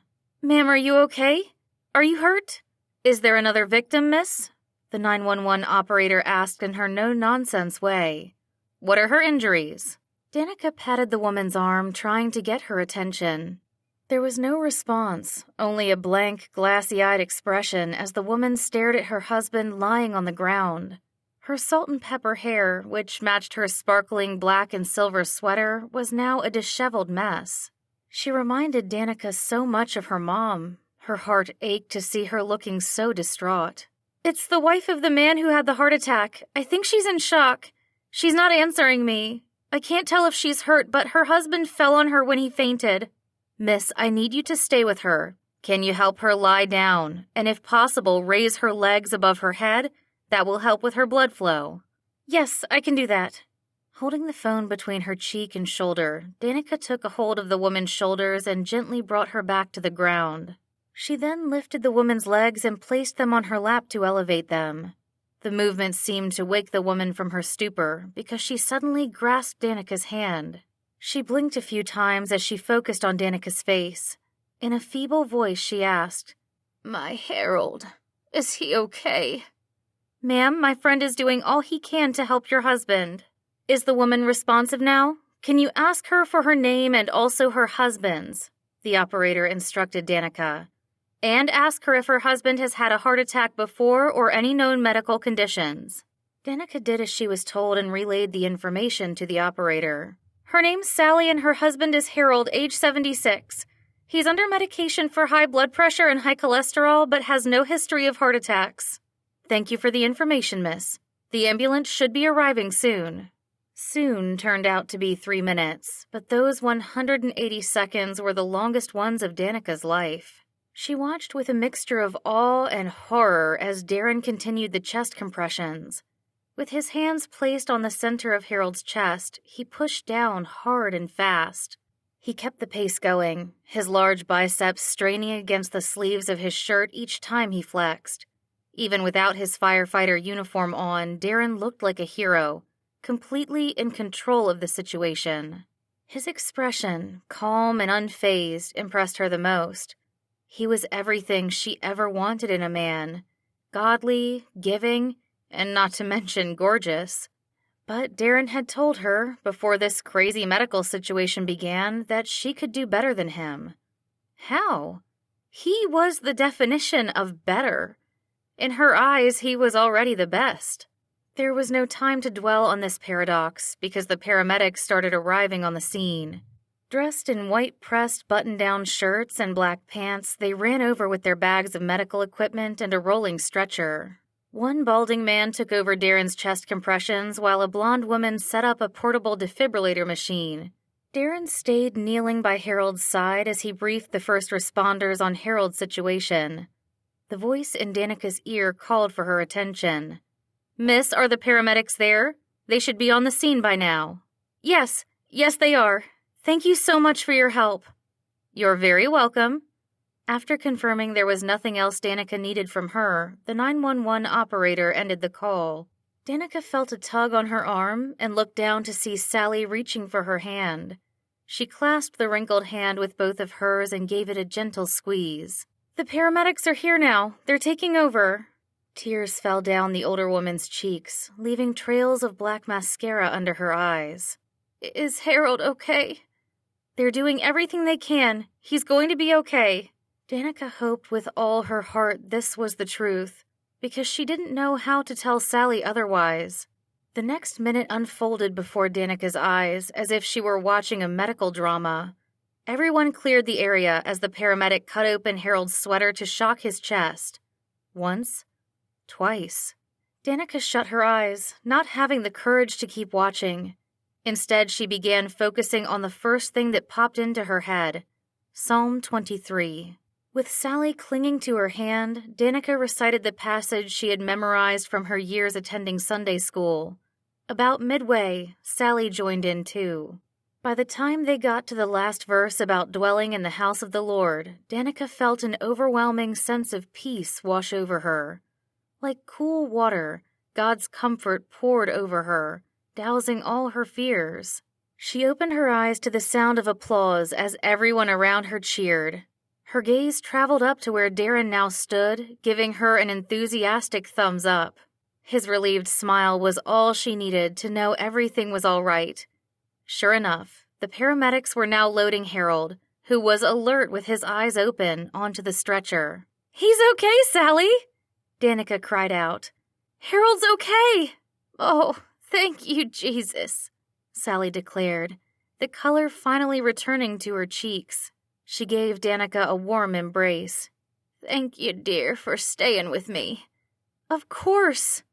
Before Danica could speak another word, a paramedic rushed over to talk to Sally and eventually escorted her off the premises to join Harold in the ambulance. Danica rose to her feet, suddenly feeling the full effects of the ordeal weighing on her whole being. She was drained and exhausted, inside and out. The muscles in her neck and shoulders were stiff and sore. Her limbs felt like jello. And there was a growing ache in her head from the pressure building behind her eyes. On the verge of losing control emotionally, she searched the crowd for Darren, desperately needing to see his calm face. Not a moment too soon, he approached her and placed his large hands on her shoulders. She promptly fell into his arms and buried her face in his chest. Inhaling his familiar scent of soap mixed with the woodsy smell of his aftershave. Sheltered in his strong, comforting embrace, her tears began to fall. At this point, Danica didn't care that her eyes burned or her nose was runny. She just needed to get her emotions out. Darren seemed to understand this. He ran one hand up and down her back as she sobbed. They stayed this way for a while as the other patrons around them returned to their tables. The sounds of chair legs scraping against the wooden floor filled the room, followed by voices and silverware clanging against plates. The restaurant's celebratory mood returned when the band began singing again, this time with the accompaniment of a keyboard. Danica wanted to laugh at the absurdity of it all, how they had looked death in the face not 10 minutes ago, yet here they were back to normal. She couldn't be the only one dealing with the after effects. Pulling away from Darren, she looked around the room. She shook her head in disbelief, murmuring more to herself than anyone else. "That's it?" Darren cocked his head to one side as he tried to meet her gaze. He seemed to understand her bewilderment because he simply replied, "That's it. Life goes on." But we saw a man die. You did CPR on him. Then they shocked him and now he's back?" She scoffed, not believing the words coming out of her mouth.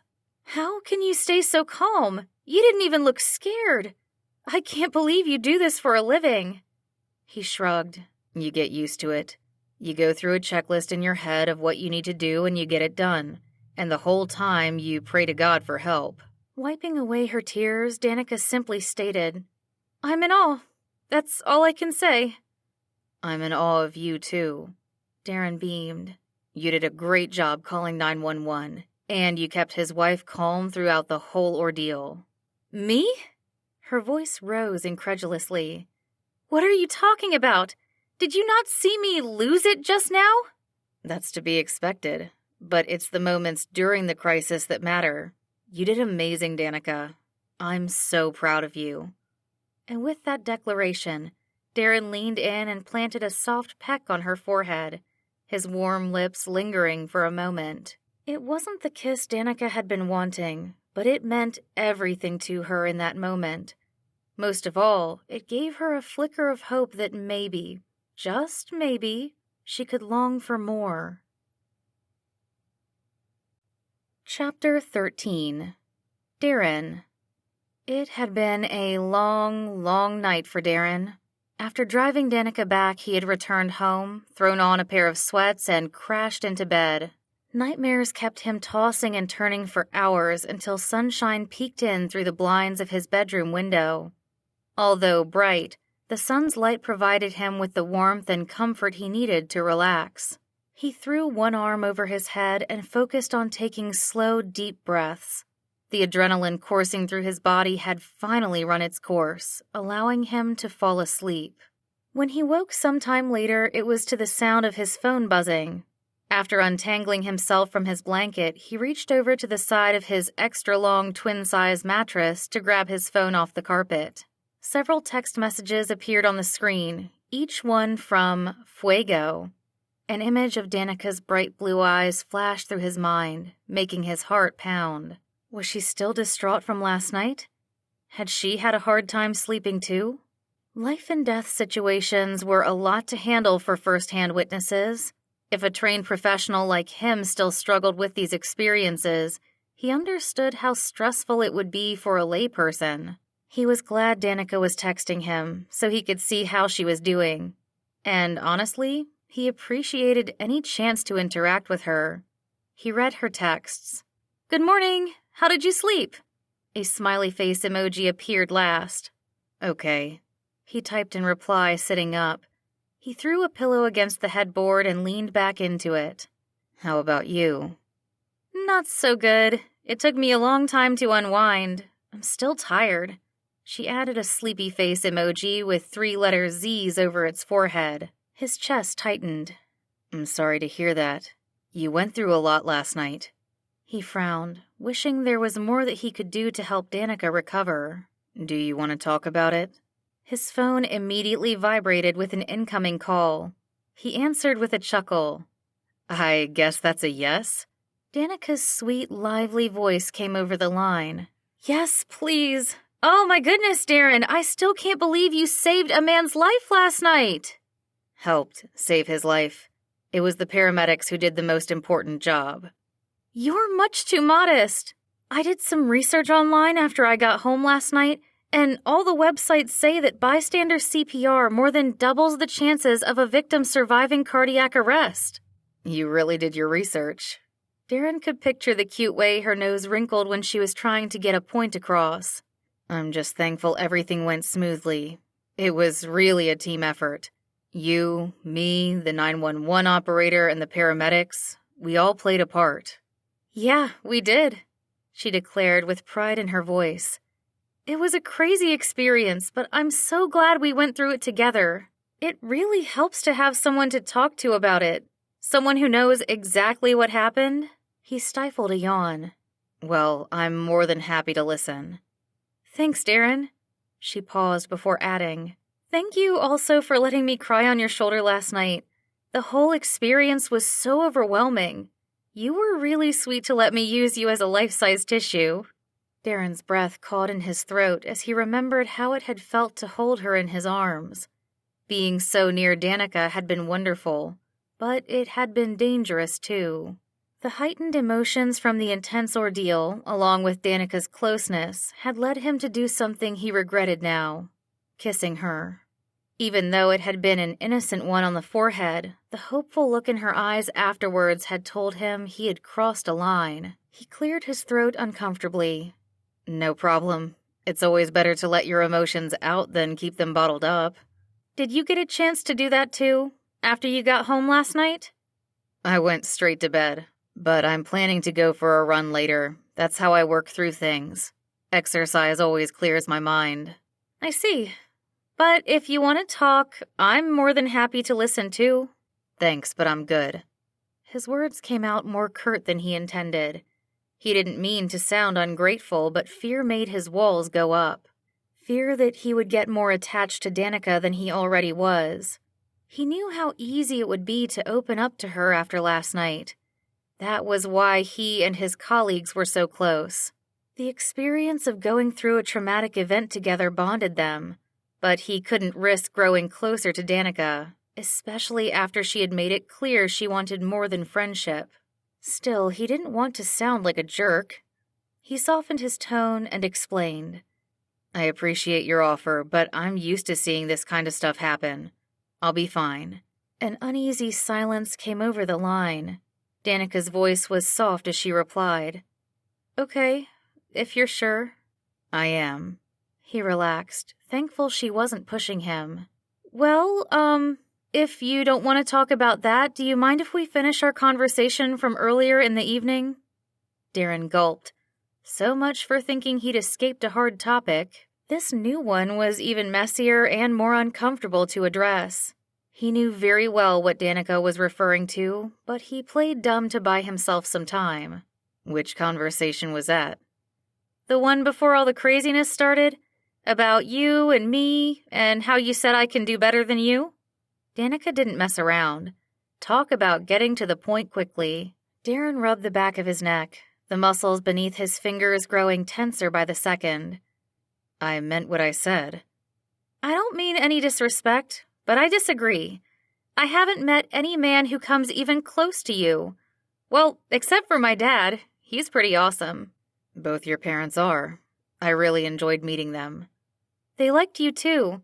After I told them what happened last night, my dad said he wants your autograph. Darren chuckled. He's got a good sense of humor. He wasn't kidding. She paused for a moment. Neither am I. I'm not usually so forward, but I feel really strongly about this. It's part of the reason why I couldn't sleep last night. I don't understand why you'd put yourself down like that. It's complicated, Darren answered, knowing that was the last thing Danica probably wanted to hear. That's what Abby said too. Abby? What did she tell you? He tried to stay calm, but knowing how chatty his future sister-in-law could be, he wondered if she had said too much. She didn't say anything, which is so unlike her. She said I needed to get the story from you. He released an audible sigh of relief, but he wasn't off the hook yet. Danica deserved a better answer. I guess I owe you that much. It's a long story, but the gist of it is that I went through a bad breakup about 1.5 years ago. I was actually engaged. My ex, Tori's her name, broke things off a month after I proposed. Danica gasped. I'm so sorry. I had no idea. That must have been so hard. It was, but it wasn't a complete surprise.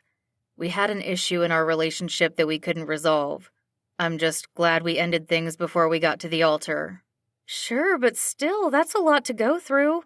I totally understand now why you're not ready for another relationship. And I feel so bad that I pressured you into telling me this. It's like making you relive the whole breakup again. It's okay, really. I'm fine with it now. It had taken him months to get to the point where he could say these words without feeling an ache in his chest. But that still didn't change anything. But I haven't dated since, and I don't plan to again. Wait, what? Like you're not ever going to date again? Or you just want to skip the dating part and get married? I'm not planning to date or get married. Darren grimaced. It wasn't the first time he had said these words out loud, but to say them to the woman he longed for seemed more final. Too final. But it had to be done. His next words felt like a literal punch to his gut, sealing his fate. I'm not marriage material. Darren, you can't possibly think that. That's your fear talking, which is understandable given what you went through. But one failed relationship, even a failed engagement, doesn't mean your next one won't succeed. God is a God of redemption. He takes what's broken and mends them. Situations, our past, and people, especially people. You believe that, don't you? The earnestness in Danica's voice made his chest constrict. She had such faith and hope. So much that he almost started believing what she said applied to him, too. Almost, but not quite. I do. I've seen him do that for many people around me. But when it comes to my own life, it's harder to have faith. Like I said, my situation is complicated. How complicated can it be? He sighed. Just trust me. If I told you, you'd understand. Okay, try me. I want to understand. Darren clenched his jaw tight. Danica's challenging tone irked him more than he expected and made him consider coming clean. Maybe it was because he was exhausted and his defenses were down. Or maybe he wanted to prove to her that he wasn't exaggerating about his situation. Whatever the case was, he He needed to extinguish any and all possibilities of a future with Danica. I'm not looking for a relationship, he stated with more conviction than he felt. I would like to stay friends if that's something you're open to. There was a brief pause before she replied, Of course. Friends it is. Thank you. Darren was wondering where to take the conversation next when another call came in. He let Danica know to hold on while he answered the unfamiliar number. Hello? Hello. A gruff male voice greeted him. I'm looking for Darren Spark. This is he. Who am I speaking with? I'm Harold Kaiser. We met last night at Sticky Lips, the barbecue place on Bascom. I was the old geezer you did CPR on. Remember me? Of course, sir. How are you doing, Mr. Kaiser? It's Harold to you, son. You helped save my life, so you're practically family. My wife, Sally, tracked you down with the help of one of the paramedics. She contacted the fire station where you work, and they gave us your number. I hope you don't mind me calling you Mr. Spark. Of course not. Please, call me Darren. It's so good to hear from you, Harold. Are you feeling better? The older man laughed warmly. I'm doing great. My wife and I can't thank you enough for not giving up on me. Your wife, too. She sat with Sally and did a great job keeping her calm. We're both so grateful. It was our pleasure. But, that wasn't my wife. Danica and I are friends. Boyfriend and girlfriend, then? Young love is even better. No, sir, we're not dating either. Darren winced, hoping Harold wouldn't ask for more clarification. Well, we all need to start somewhere, Harold replied without missing a beat. Say, Darren, the missus and I are indebted to you and Danica. We'd like to have the two of you over for dinner in a couple of weeks. Which day works for you? Darren's eyes widened in surprise. Oh, that's very kind of you, but it's not It is extremely necessary, Harold cut in adamantly. In a hushed tone, he added, Come on now, don't make this hard for me. Sally won't take no for an answer. She made me promise I'd get you both to agree to dinner. Darren sighed, feeling stuck. The last thing he wanted was to go anywhere with Danica, but he was touched that Harold would go to the trouble of finding him. It was just one meal. They all had to eat, right? All right. Thank you for the invitation. I need to check with Danica on her schedule, but I'm sure we can work something out. Yes, please do. Sally and I can't wait to double date with you young'uns. Double date? Darren groaned as he returned to his call with Danica. What was God up to now? He had a feeling things were getting complicated again. At this rate, his heart might never catch a break. Chapter 14. Danica. Danica wanted to enjoy the wonderful hospitality Harold and Sally were providing in their home, but she couldn't help feeling the distance between Darren and herself. It wasn't so much that he was sitting across from her at the small round table, but the fact that he wouldn't look her straight in the eyes. Even though he had stated on the phone that he wanted to be friends, he sure wasn't acting friendly. They hadn't spoken at all in the past week and a half since that phone call, only exchanging texts regarding the Napa trip. And he hadn't offered to pick her up for dinner, so she had driven herself to the Kaiser's home. She couldn't figure out what was going on with Darren. One minute he was hot, the next he was cold. Maybe it was fear and insecurities over his failed engagement that had him holding back. Or maybe he just wasn't that into her and wanted to let her down easy by saying he wasn't good enough for her. That did seem like something Darren would do. He was such a gentleman. She wouldn't put it past him to flip the situation around for her sake. Whatever the case was, their uncomfortable double date couldn't be over fast enough. An hour into dinner, Darren was busy in conversation with Harold, who, as it turned out, had once been a volunteer firefighter. They had been bonding over their shared love of fire engines and pot stickers, one of the homemade dishes Sally had made. Meanwhile, Sally was keeping Danica's ears occupied with lively conversation as she shared about anything and everything that came to mind, from her and Harold's recent travels to their current sermon series at church. Danica didn't mind listening since she was busy enjoying Sally's great cooking. There was hardly a minute that went by when her plate was empty.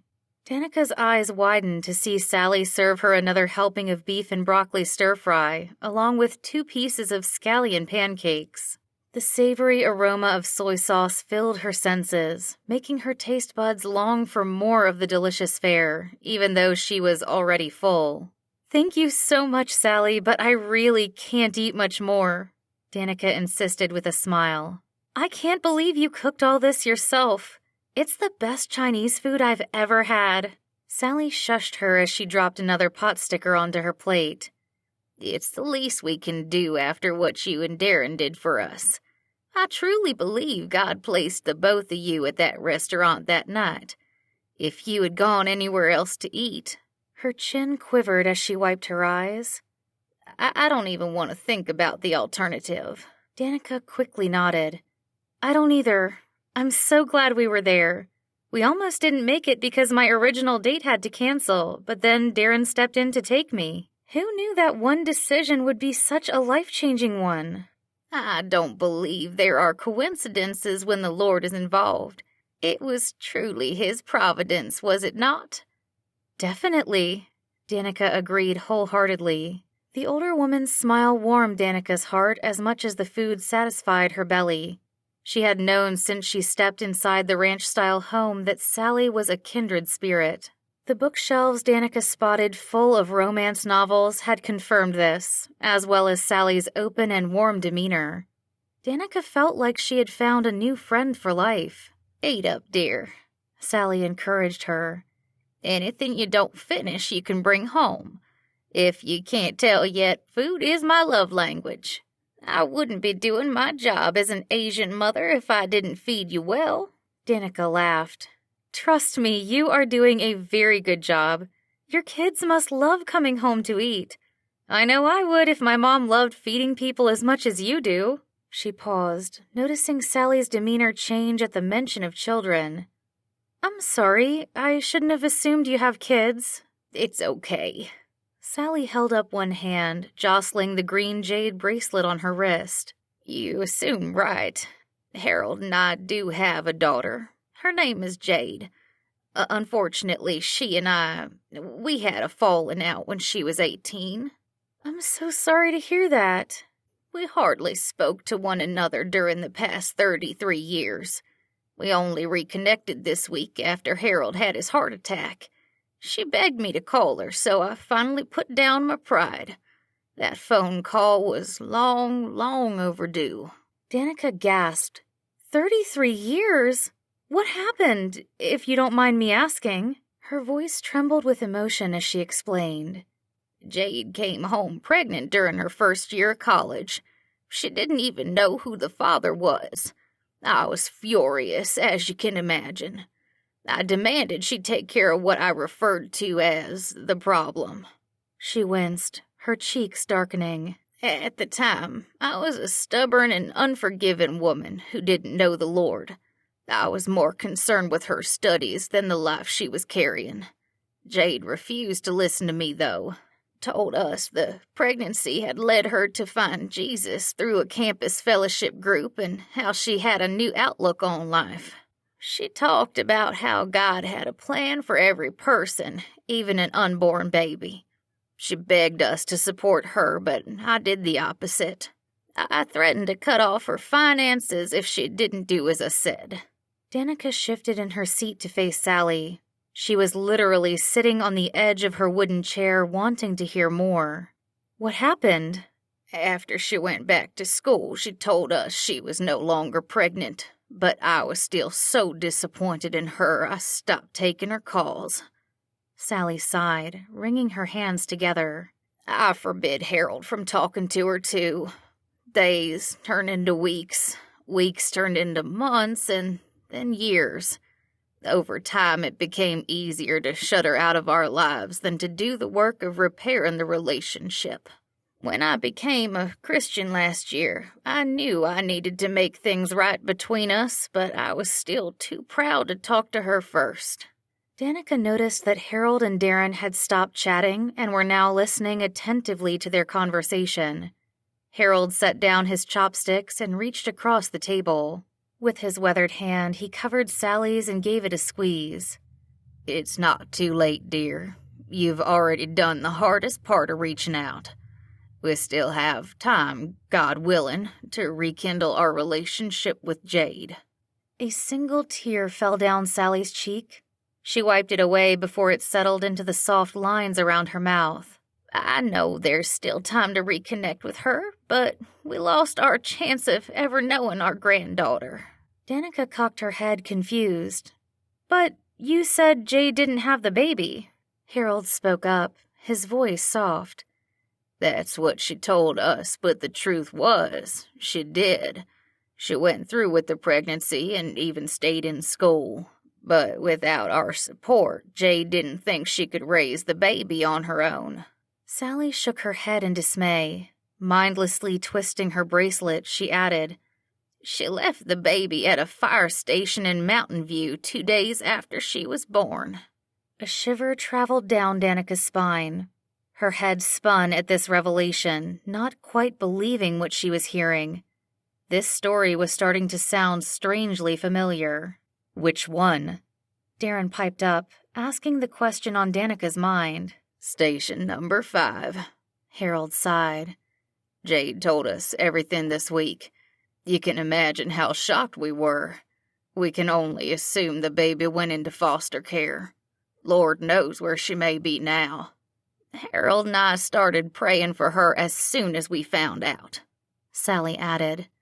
"We know that God is a God of miracles. If anyone can find her for us, it's him." Darren narrowed his eyes and asked, "How old would she be now?" 32. Harold replied. "She'll be 33 this year on October 3rd. October 3rd? Darren met Danica's gaze for the first time that evening. His eyes were wide and filled with wonder as he stated, "That's 2 days before yours." Danica nodded numbly. Her mind had already been processing this information before Darren brought it up, jumping to conclusions that could only be deemed crazy. But seeing that Darren was on the same wavelength, she began to wonder if her thinking wasn't so far-fetched after all. This was too much of a coincidence to be anything but providence. Chapter 15. Darren. Darren would never have imagined the discovery he and Danica would make when they arrived at Harold and Sally's that evening. Even now, as the two of them were leaving the older couple's home, he still couldn't wrap his head around the fact that they might have figured out a piece of Danica's past.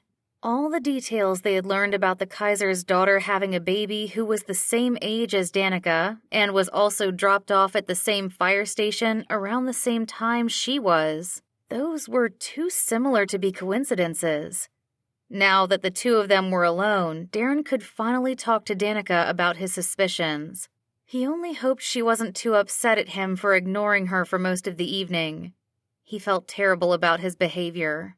Darren admitted it wasn't the most mature thing to do, not by a long stretch. But he had been feeling more vulnerable than mature and more interested in protecting himself.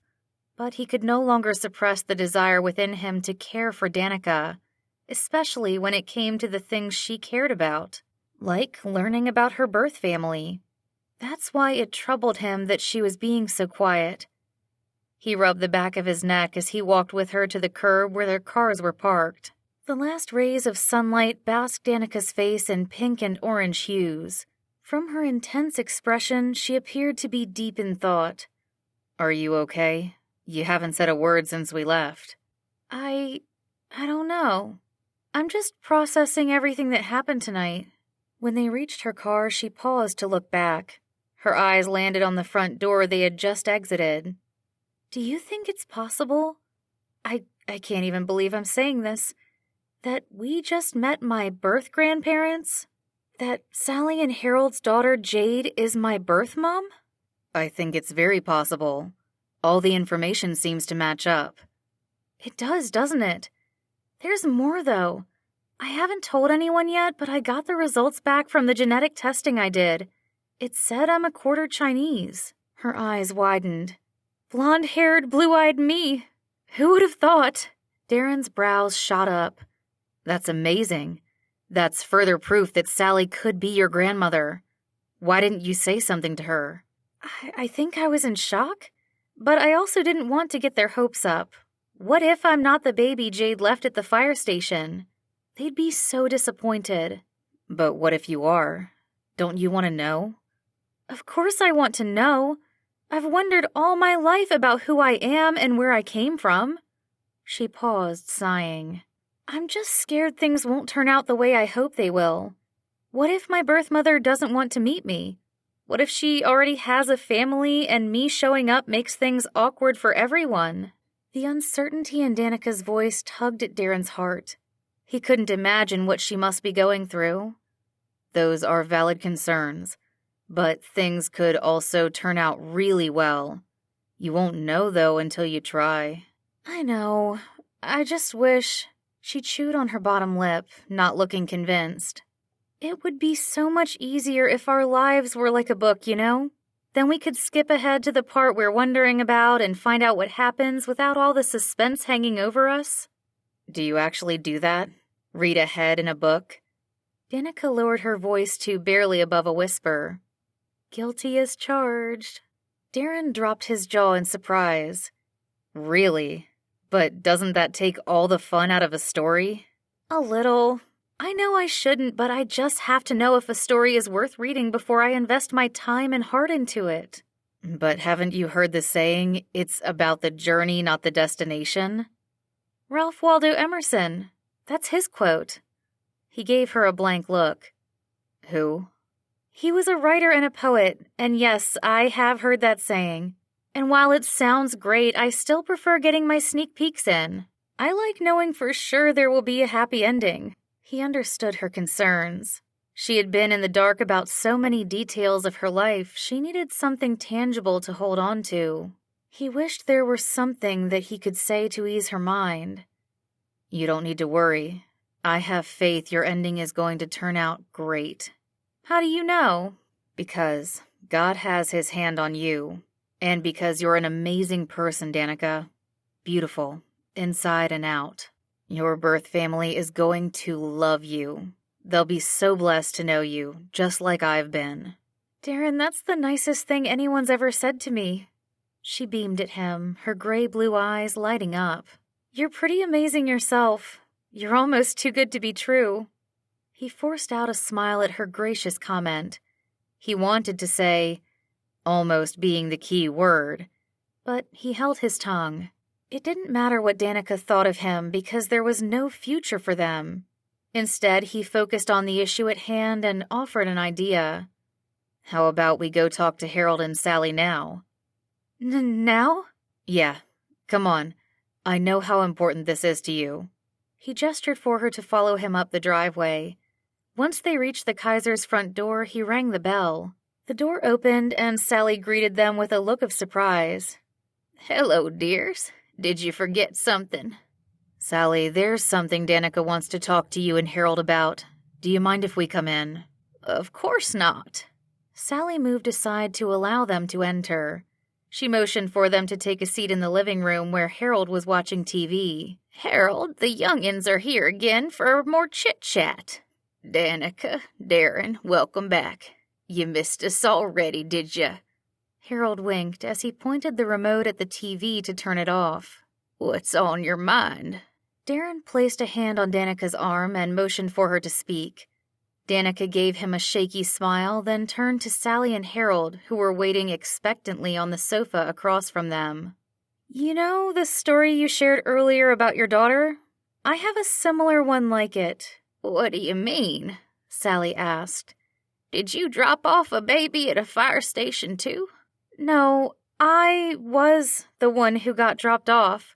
At station number 5 in Mountain View 33 years ago this October 5th. I was only a few days old. Harold blinked quickly, clutching his chest. The cotton fabric of his polo shirt bunched up in his hand. His complexion paled, giving him a sickly green tint that matched the color of his shirt. What did you say? Harold, are you okay? Sally and Danica exclaimed at the same time. I'm fine, Harold reassured them quickly. Danica, are you saying what I think you're saying? You're Jade's baby. I know it sounds crazy and unbelievable, but I think there's a chance I might be. It seems like too much of a coincidence. There's more, Darren added. Danica recently took a genetics test that said she's a quarter Chinese. There's more than just a chance that she's your granddaughter. I would say the odds are very high. It was Sally's turn to grow pale. She gasped as she pointed to the ring Danica was twisting around her left middle finger. May I see that? This?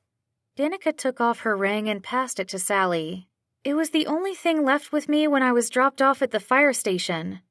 Sally took the glasses hanging on the front of her floral blouse and put them on. With narrowed eyes, she examined the gold band and jade stone. It looks exactly like the ring we gave Jade for her 16th birthday.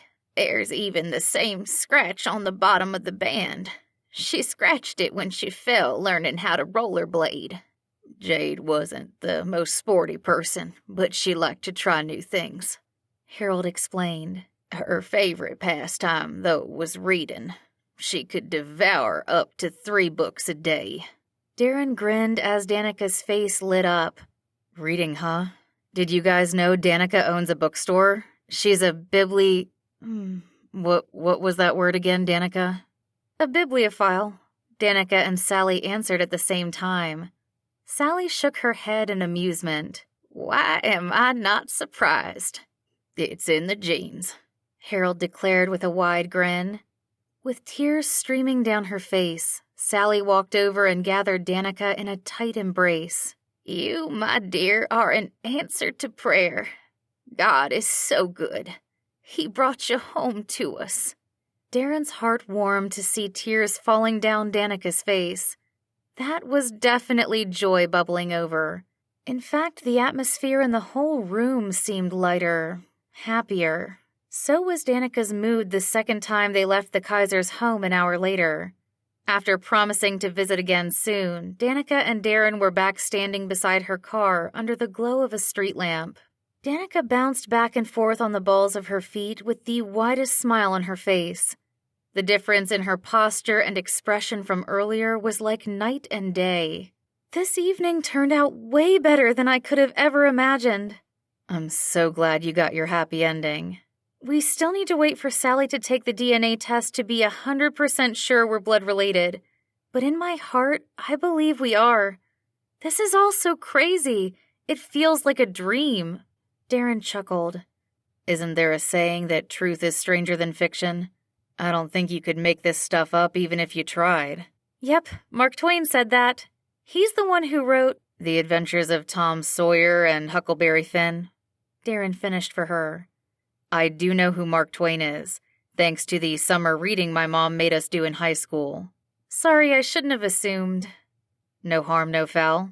I would have assumed the same thing about a guy who jokes about using books for a doorstop. She threw her head back and laughed. In the dim light, her eyes looked more gray than blue, but still bright. Thank you, Darren. I'm so glad you convinced me to talk to Sally and Harold. Before he could respond, Danica took 2 steps forward and wrapped her arms around his waist. He inhaled sharply as her soft curves pressed against his torso. His hands went up of their own accord, resting on the small of her back. He held her, trying to memorize her scent and her warmth. This moment, whatever it was so rare and fleeting, he wanted to savor everything about it. After a moment that was far too short, Danica pulled back an inch. She lifted her long lashes and gazed into his eyes. Darren could hardly breathe, much less think. He was a heartbeat away from claiming her mouth with his, and he knew Danica wanted him to. The pull between them was intense and strong. But so was his love for her. He couldn't give in to his desires when she didn't know his whole story. That would be a cruel thing to do. so he dropped his arms and backed out of her reach. He knew it was time to tell her the truth. Danica, there's something you need to know. She gave him a questioning glance. I can't have children. I'm infertile. The silence that followed hurt him more than he thought possible. Chapter 16. Danica. Danica blinked quickly. She couldn't have heard Darren right. Maybe the pounding of her heart in her ears was making it hard to hear because what he said didn't make sense. Well, what did you say? I can't have biological children. That's the reason why my ex broke up with me. Her mouth grew dry. Of all the things she thought had possibly gone wrong in Darren's last relationship, this was not one of them. Not at all. Her gaze fell to the ground, focused on the groove in the cement where the curb met the grassy lawn. Shock and sadness grabbed hold of her body, making her shiver. Even the cardigan she wore couldn't provide enough warmth or comfort. Tears pricked Danica's eyes as Darren's words sunk in. He was unable to have kids. That's why he was so interested in fostering an adoption, and why he was so eager to pursue starting a family even without a wife by his side. Because the woman he had pledged to marry before had broken his heart over this issue. And Danica understood why. You deserve a man who can give you the family you want, Darren continued. That's not me. He spoke the words so matter-of-factly her heart ached. But the worst part was that she had nothing to say back. There was no optimistic answer she could give to tell him she didn't care one way or the other, or that everything would be okay, because she did care, and there was nothing okay about this situation. I had no idea, Darren, she blurted out, finally lifting her head. I'm so sorry. Don't be. It's my burden to carry, not yours. But I want to help, she began lamely, not having a clue as to what to say or do to make things better. It's a big burden. You shouldn't have to go about this alone. We're still friends after all. Still friends. Right. He sighed. It's fine, Danica. We hardly know each other well enough for you to take this burden on. Tori and I were together for almost 5 years, and even that wasn't enough. His voice grew softer. I'm just glad you know now. It's better this way. Better? How could this be better? She would have much rather preferred to be in the dark when there had still been hope of a future with Darren. Knowing the truth was like finding out the ending of a story without getting a proper spoiler alert. Yet no warning could have prepared her for this plot twist. She racked her brain for something constructive to say. She didn't know much about infertility apart from the things her mom had shared that she had gone through, but she remembered a pile of nonfiction books she had received at the bookstore the other day. The paperbacks had all dealt with the topics of pregnancy, childbirth, and parenting. One particular title came to mind, Fueling Male Fertility. Her spirits perked up as she asked, "What about a second opinion? Did you confirm this diagnosis with more than one doctor?" I did. How long ago, though? She asked, unfazed. There are new advances in science and technology every day. Maybe they've come up with a new kind of treatment since then. It's more or less the same. I know there are options using IVF or donors, but they can be both lengthy and costly. I'd rather not spend the time pursuing them. What about a special... Danica. Darren crossed his arms over his chest, taking on a defensive stance. I went down this road before with my ex and it got me nowhere. I really don't have the energy to do it again. She winced at the harsh edge in his voice. I'm sorry. I only meant to help. I know, and I appreciate you trying, he replied in a flat tone that showed no gratitude at all. But you don't need to be wasting your time. It's not a waste of time. In fact, I just got a new shipment of books on this very topic. I could take a look at them for you. That's nice, but this really doesn't concern you, so you can stop worrying about it. But you're my friend. And as a friend... His voice rose in frustration. I'm asking you to drop the subject. Please stop treating me like a problem that needs to be fixed.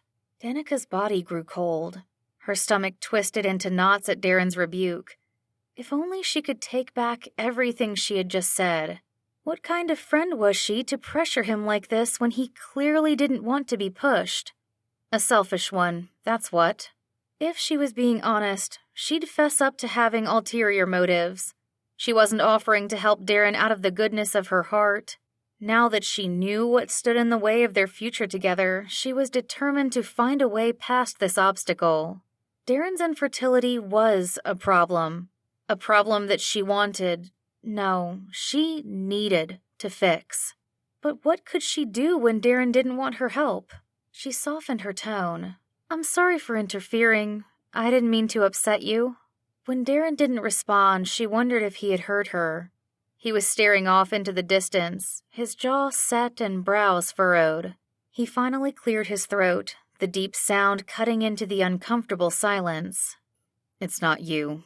I shouldn't have gotten upset like that. I'm frustrated with the situation more than anything." "It's okay, I understand." His gaze, sorrowful and empty, came to rest on her face again. "It's just that I had come to terms with staying single, but then you came along. Getting to know you made me want things I can't have. Now all I can think about is how much I'm missing out on and will always be missing out on." He rushed on to add, "Don't feel like you need to say or do anything to make me feel better. It is what it is. Now that everything's out in the open, you can feel free to move on." Danica frowned. "Move on?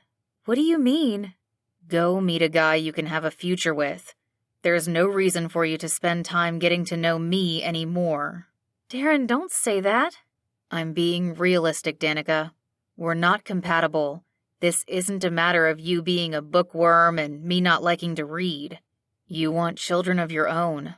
I can't give that to you." "But that's it? We're not even going to try?" "I can't let you waste your time on me. I know there's the weekend in Napa coming up, then Aiden and Abby's wedding, but once those are over, we should go our separate ways." Danica's eyes filled with tears. She and Darren hadn't even officially dated, but it felt like they were breaking up. We can't be friends anymore?" He shrugged. "Maybe sometime down the line." She shook her head in disbelief. "This doesn't feel right. We've been through so much together. How can we cut things off like none of it happened?" "Because it's the right thing to do," he replied simply. "I care about you too much, Danica, to drag things on when there's no reason to. It's better this way." "Better for who?" "For both of us. I should let you go. Have a good night." And with those words, he walked to his car, leaving her standing on the sidewalk alone. Danica scoffed as she watched him drive away. Darren had let her go in more ways than one. Did he think this was a noble move on his part? He hadn't even given her a chance to process the news he had told her. But even if he had, would she feel or think differently about the situation?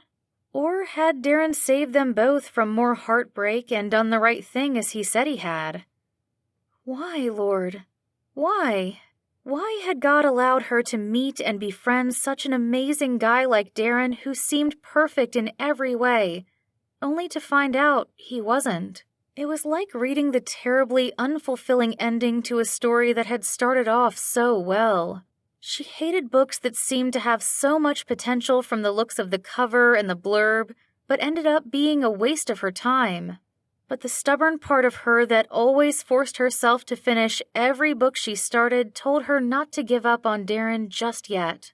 She sighed, her shoulders falling in defeat.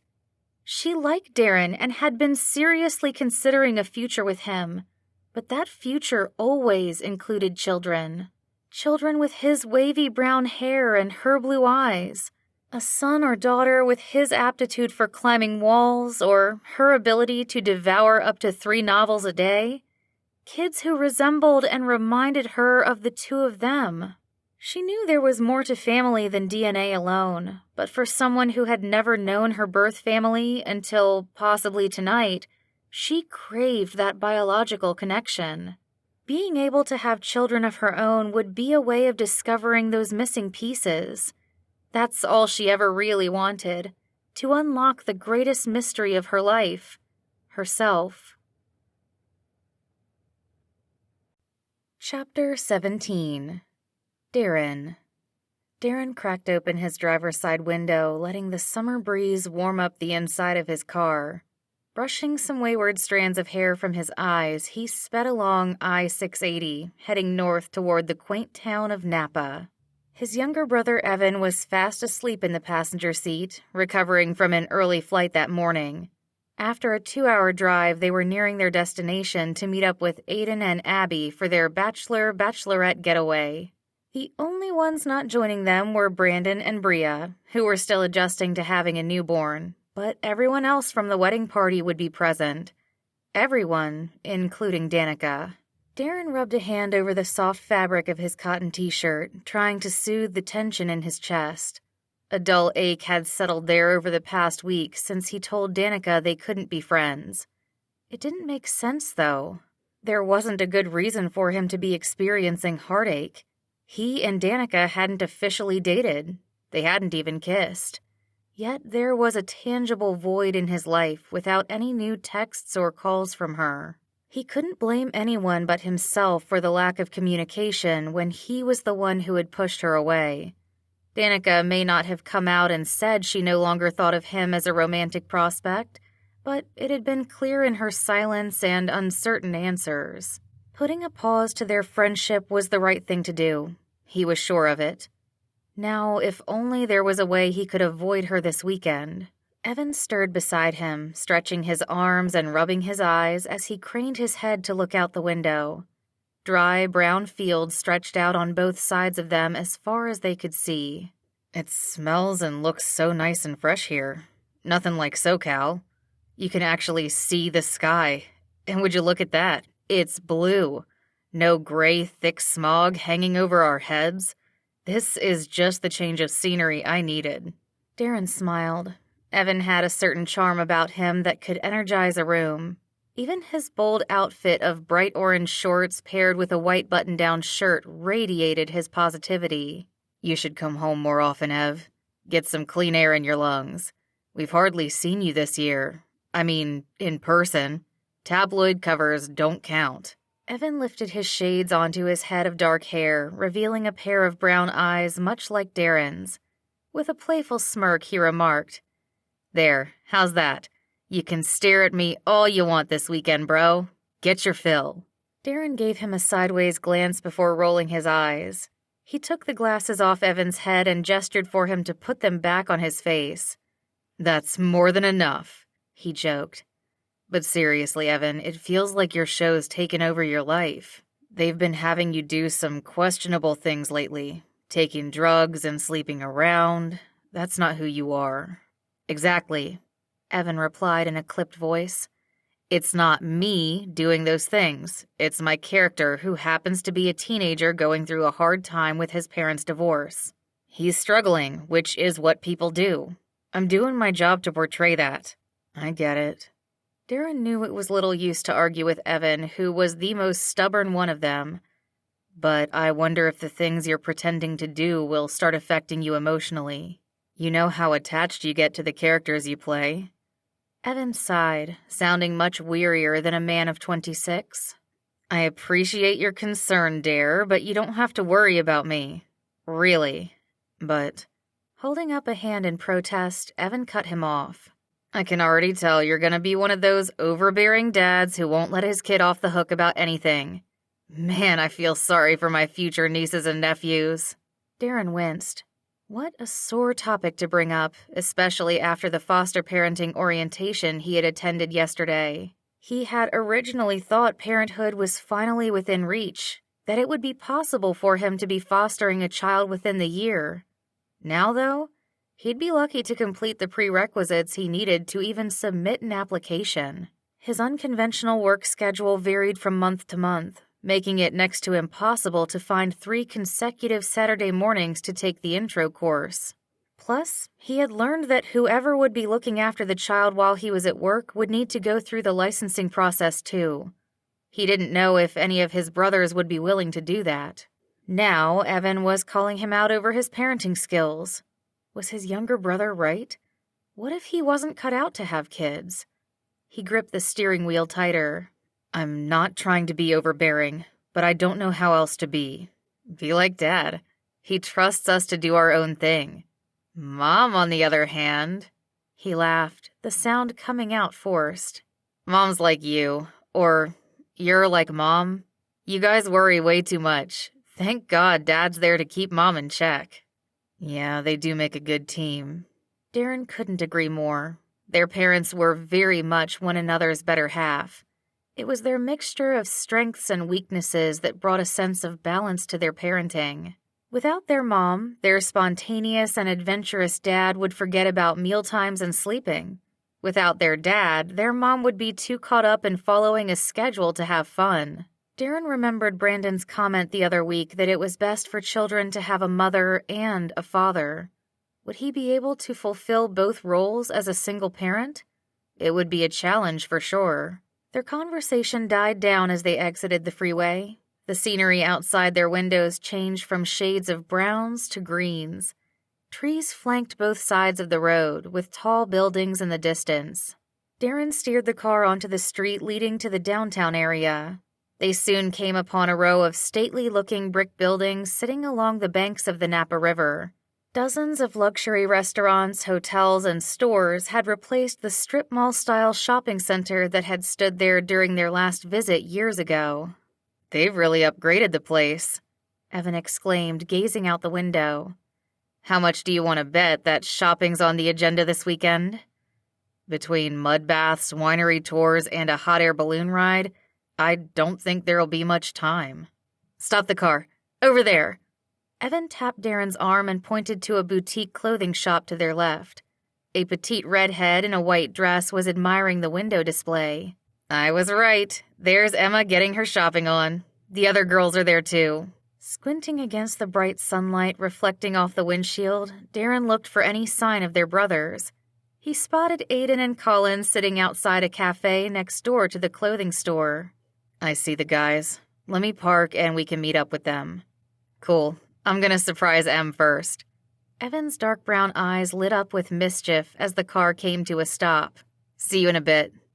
Darren turned off the engine and pocketed his car keys. He watched Evan run up to Emma as she and the other women were about to enter the store.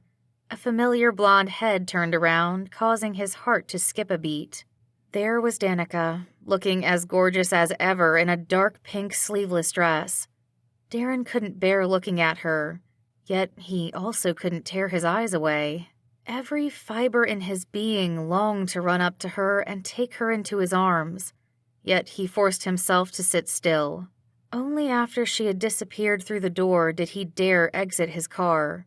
He could already tell it was going to be a very long weekend. Chapter 18. Danica. Danica's stomach dropped as soon as she saw Darren walking toward the bench where his brothers sat outside the boutique. She ducked behind a rack of dresses and pretended to be interested in the merchandise, although her eyes couldn't help darting toward the storefront. Just a glimpse of Darren made her heart ache and long to be near him. They hadn't spoken or seen each other in a week, and as the saying went, absence certainly did make the heart grow fonder. She missed talking to Darren and hearing the sound of his deep, smooth voice. Rereading his old texts just wasn't the same. There was so much she wanted to catch him up on, and so much she wanted to ask about his week. They had shared some good times together, and even one harrowing one. And now they were supposed to act like nothing had happened? It hurt to think they couldn't even be friends. "Hey, did you find something you like?" Abby appeared by her side. Her brown eyes narrowed as she studied Danica through her thick-framed glasses. Her gaze followed Danica's to the window. "Oh, wait! You found someone you like. That makes more sense. I didn't think you were a leather dress kind of girl." Danica casually lifted a maroon leather dress from the rack and held it up to herself. "What's wrong with leather? I could totally pull this off." Even as the words left her lips, her eyes widened as she noticed the plunging neckline that dipped to the waistline. "Okay, maybe not this particular style." Shaking her head in pity, Abby took the dress from Danica and hung it back up. Admit it! You're dying to talk to Darren. So go! You can't avoid him all weekend. I totally can, and I will, Danica spluttered, knowing full well her answer was as ridiculous as it sounded. That's crazy talk, and we both know it. Now come on, put on your big girl pants and go say hi. Danica gasped as Abby pushed her toward the front of the store. Without the rack of clothes to hide behind, Danica felt naked and exposed. Her sneakers squeaked across the shiny floor as she stopped in her tracks. Abs, I'm just not ready to talk to him. And he doesn't want to talk to me. He said there's no point when there's no possibility of a future together. Abby planted her hands on her hips, wrinkling the hem of her striped shirt. She narrowed her eyes and asked, Is there really no chance for you guys? You've had some time to think things over. Do you still feel the same? Yeah, pretty much, Danica answered truthfully. She had given the situation a lot of thought. She'd even asked God to take away her desire for biological children.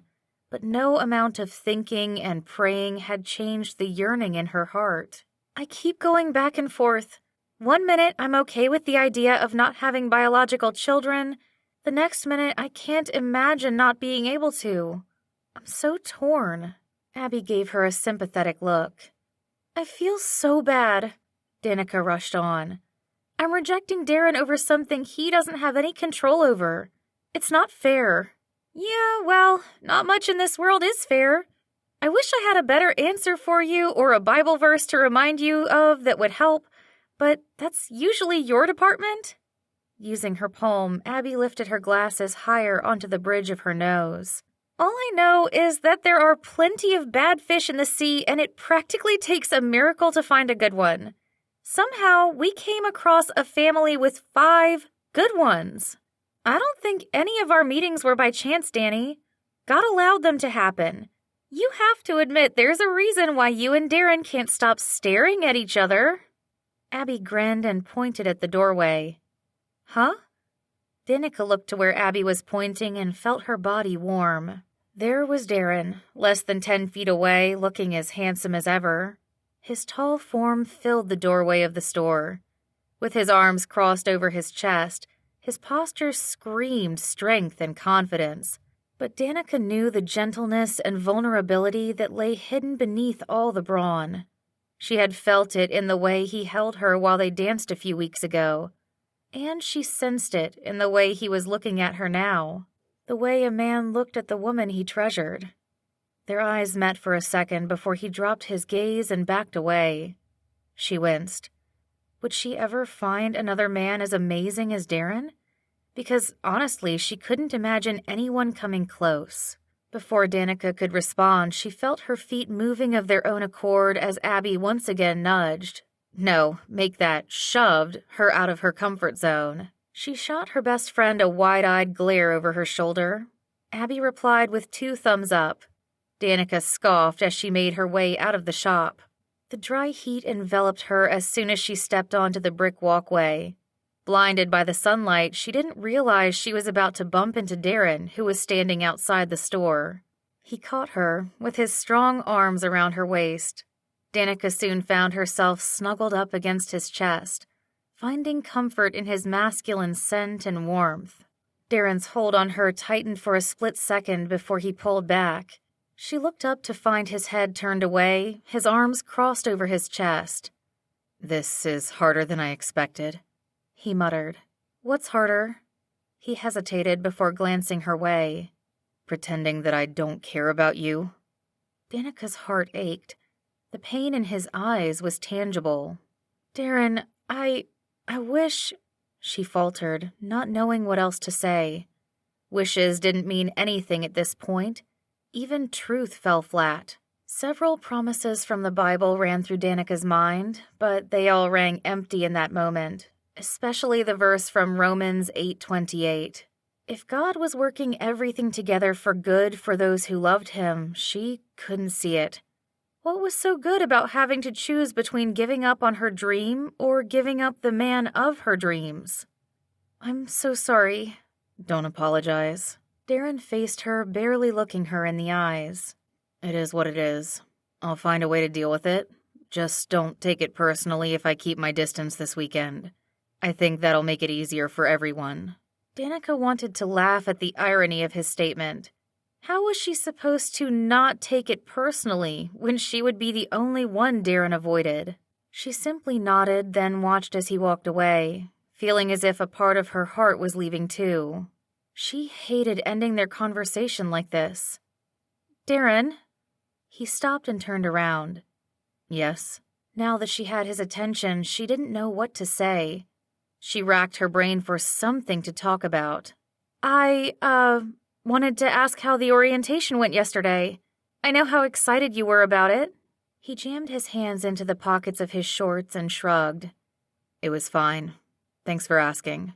That's good. I know the process for fostering can be overwhelming, so if you have any questions... I won't, but thank you. Darren turned to leave, this time for good.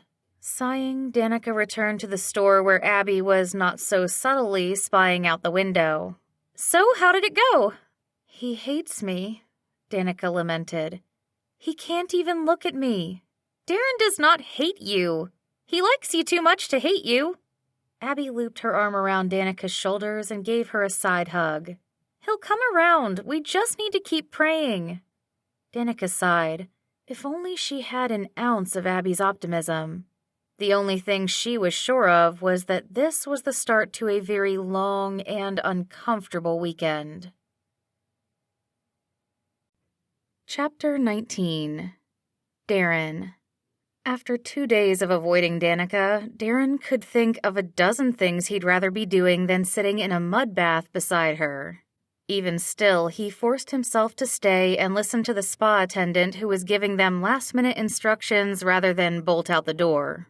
The last thing he wanted to do was create a scene, which he would do if he ran off barefoot wearing only a fuzzy white bathrobe over his swim trunks. With his arms crossed and jaw clenched, he reminded himself that this weekend was about Aiden and Abby, not about feeling sorry for himself. Today was the last day of their trip, one he and Danica had planned for rest and relaxation. The 8 of them had driven about 40 minutes north of Napa to a smaller town called Calistoga, which was known for its hot mineral springs. They had quickly split up into pairs upon arriving at the spa, or rather, everyone else had done so, leaving him and Danica as a default couple. He was now stuck spending time with the last person he wanted to be near. Stuck being the most appropriate word choice. Once your whole body is in the tub, you'll feel like you're frozen in place. The attendant, a young woman with blue-dyed hair and a name badge that read Julianne, informed them. That's the mud keeping you suspended. Just lean back on the headrest and relax. Danica, who was standing on the other side of Julianne, nodded. That sounds easy enough. How long do we stay in the mud for? 10 to 12 minutes. After that, you'll come out, wash off the mud over there. She pointed to the shower stalls behind them. And take a soak in the jacuzzi. Both the water in the shower and the jacuzzi are sourced from the mineral springs. After that, you'll go to the adjacent room for an aromatherapy blanket wrap to help you relax. That sounds heavenly. Danica's face brightened for the first time since stepping into the room. I'm ready to go. Great. You can hang your robes over on the wall and hop in. Julianne gave them a thumbs up.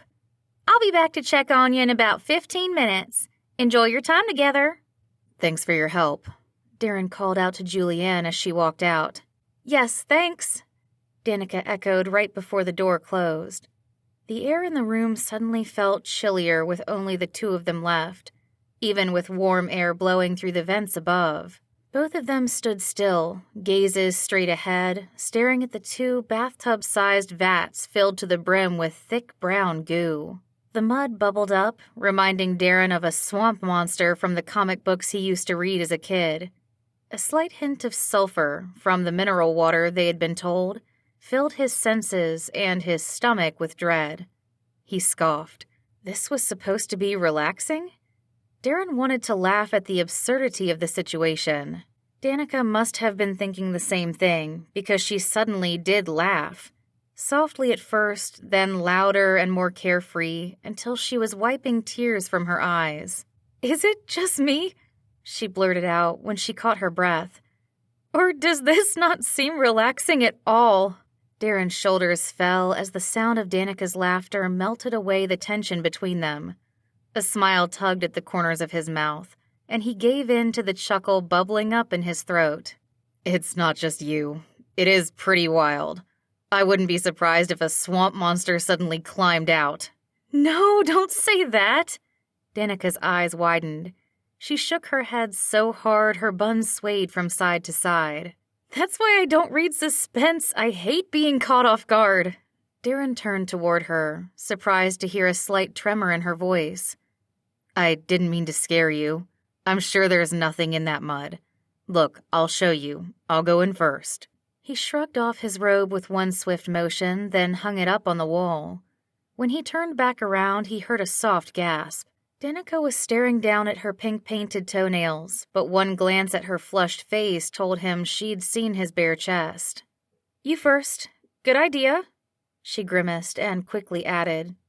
Thank you." "No problem at all." Darren bit back a smile, not wanting to add to Danica's embarrassment. He loved the moments when her guard was down. Her transparency made him want to trust her, even protect her.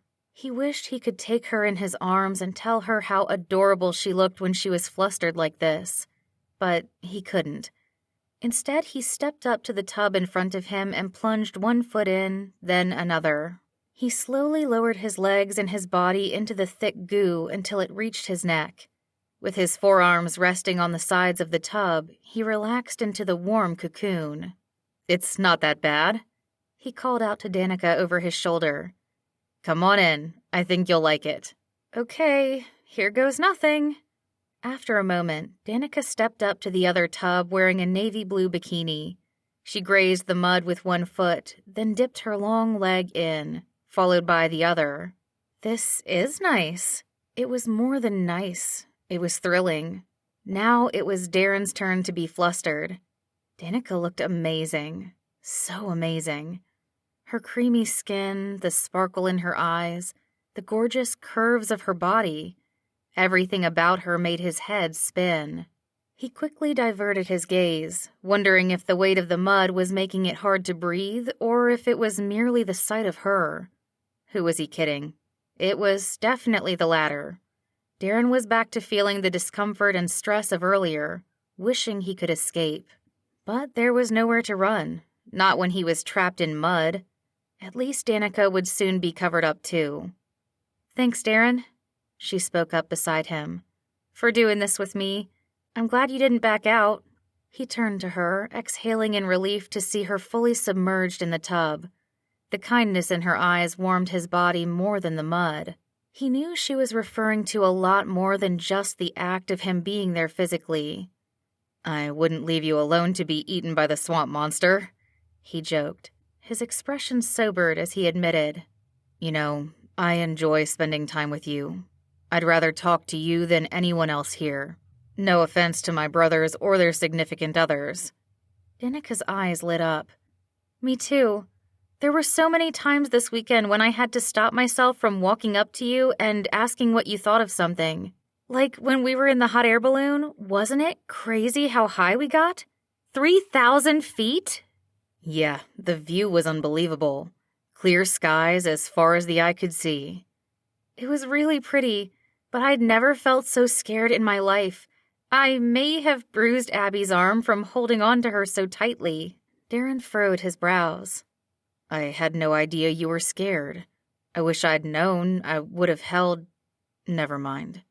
He stopped himself short. Telling Danica he would have held her in his arms so she could hide her face in his chest wasn't the best idea at this point. Neither was torturing himself by talking to her, but he was obviously a glutton for punishment. Danica softly replied, "I know." Those two words hung in the space between them, saying so little, yet so much. Darren hated the sadness clouding Danica's blue eyes. He yearned to touch her, to bridge the physical gap between them. Against his better judgment, he lifted his left hand out of the mud and placed it palm up on the tiled barrier between them. She looked at his hand, then back at him, with wonder and hope brightening her eyes. Without hesitation, she reached over and clasped his hand. Lacing their fingers together, Danica held on tight and squeezed her eyes shut. Darren watched her for a while, happy to see a peaceful expression on her face. After all they had been through together, he couldn't help feeling an emotional tie to Danica. When she was happy, he was happy. When she struggled, he shared in her worries as well. The more he cared for her, though, the harder it was to remain friends, especially when all he wanted to do was kiss her. He didn't know how long he could keep guarding his heart, but because he still had a tiny sense of self-preservation left, he knew it was time to stop playing pretend. He let go of Danica's hand and climbed out of the tub. "I'm sorry. You'll have to excuse me." Eager to leave, he headed straight for the shower to rinse himself off. He was about to step inside the stall when a hand grabbed his. He turned around to find Danica standing behind him, with tears falling down her face. Chapter 20. Danica. Danica didn't know what had come over her. One second, she was stuck in a tub of volcanic ash and peat moss. The next, she was running after Darren as fast as her mud-caked feet would carry her. Her throat was tight and constricted, making it hard to talk. Even if she could get a word out, she wasn't sure what she would say. All she could do in that moment was feel. The hot tears running down her cheeks, the intense pounding of her heart, and the reassuring way Darren was holding her hand in his. She was tired, oh so tired. Tired of hearing Darren beat himself up over something he couldn't change. Tired of her brain going around in circles trying to weigh the pros and cons of being in a relationship with him. And tired of second-guessing what God was doing in her life. What she wanted to do was trust her heart. Trust in the love she felt for Darren. How it was more real and strong than anything she had ever known. She wasn't a risk-taker or impulsive by nature, but something in her gut told her he was worth taking a chance on. Grasping his hand with both of hers, she stepped closer until they were face to face. She peered into his deep brown eyes, glimpsing hope in them. This hope gave her the courage to speak. "I don't want you to go." One side of his mouth tipped up in a wry smile. "I know, but it's better that I do." Danica shook her head adamantly. "No, please stay. I want more with you. I don't know what that will look like exactly, but I know things are better when we're together. This feels right, don't you think so?" There was no denying how much she cared for this man. She realized her decision to be with him might not make sense to an outsider, but love didn't always make sense. Neither did life. She was done trying to foresee the future. Darren was right. It wasn't about the destination, but about the journey. As much as she wanted to know how things would turn out, there were no spoilers in life. But she really didn't need to worry. The one who was writing her story already knew the details of her past, present, and future. He was all-powerful and all-loving. Danica was sure of this. She had witnessed God's provision in her life from the moment she had been born. He had provided the best parents for her. Why then wouldn't he lead her to the best life partner as well? Darren placed a hand on her face, cupping her cheek with his warm palm. With the pad of his thumb, he wiped her tears away. "Being together feels amazing, but we can't go by feelings alone. This isn't going to work between us, no matter how much we want it to." "But what if I said I'm okay with not having kids of my own?" Danica spoke this idea out loud as more of a question than a statement. It was still a new concept to her, one she was still trying to wrap her head and, most of all, her heart around. "There's no guarantee that I could have biological children even if I wanted to. Plenty of couples have trouble conceiving. My parents did. Knowing in advance that I can't have kids of my own is like taking a shortcut to pursuing adoption, which is something I've always wanted to do anyway. Your infertility, it doesn't have to be a deal breaker. I appreciate you saying all this, but I won't let you settle, Danica. His tone was low and gruff, tinged with regret, because that's what you'd be doing if you chose to be with me. No, Darren, that's not true. She tightened her hold on his hand, trying to relay her feelings for him through her touch. Settling would be going for anything less than the best. You are the best man I know. From the first time we met, I knew in my heart you were special. I want to take a chance on you. On us. Time seemed to stand still as he studied her face, a wet sheen growing in his eyes. He finally lowered his forehead to hers, creating a warm spark when they touched. They locked gazes, their breaths traveling back and forth, mingling together in a slow dance. One step forward, one step back. It was like a game of tug-of-war, and she didn't know which side would win. The uncertainty on Darren's face reflected the worry in her heart. Was it too late? Had she lost her chance to make things right? Danica. He spoke her name softly. What if you regret your decision one day down the line? I wouldn't blame you if you did, but I don't know if I can go through that again. I won't. She could see the struggle in his eyes, how he wanted to believe her, but his past experiences had planted seeds of doubt and distrust in him. His fear of rejection was real. She knew it would take a big step of faith on his part. I would never hurt you. Do you trust me? Darren began pulling his hand from her grasp, making her heart sink. But in the next second, he caressed her other cheek so he was holding her face with both hands. With her next heartbeat, he brushed his lips against hers. It took a moment for Danica to realize Darren was answering her with a kiss. And oh, what a kiss it was. It had been a while since Danica had kissed a man, but this felt like her very first time. The wonder, the tingles, the butterflies, they were all there coursing and fluttering and making her weak in the knees. Darren claimed her mouth with his, softly and tentatively at first, until each touch became more insistent and sure. She leaned into him, entwining her arms around his neck, both to feel closer and to keep herself standing upright. She might have been covered in mud on the outside, but her insides were now hot and gooey. Her body felt like melted chocolate in his hands. A sound between a sigh and a giggle escaped her throat when Darren gently nudged her lips apart. He deepened the kiss, giving her a taste of mint laced with affection and devotion. The latter was as sweet and tangible as honey on her tongue. With care, he slid his hands from her face to her neck and down to the small of her back, pulling her to himself. Wrapped in his embrace, her soft curves melded with the firm planes of his chest. In Darren's arms, she felt secure, warm, and loved. There were no words to describe their kiss except for one. More. This kiss was more spine-tingling than any she had experienced in real life, and so much more heartfelt and delicious than any she had ever read about. She wondered if her days as a romance reader were over, because how could any leading man compare to Darren? But if she had this sweet, strong man to kiss for the rest of her life, she wouldn't need any more fictional ones. Not wanting the kiss to end, Danica groaned when a soft knock sounded on the door. They both reluctantly pulled back, still wrapped in one another's arms. The attendant, Julianne, stuck her head in, exclaiming in chagrin, "Oh, excuse me. You two don't need anything, do you? Other than privacy, which I'm going to give you right now. So, bye." Danica and Darren began laughing as soon as the door clicked shut.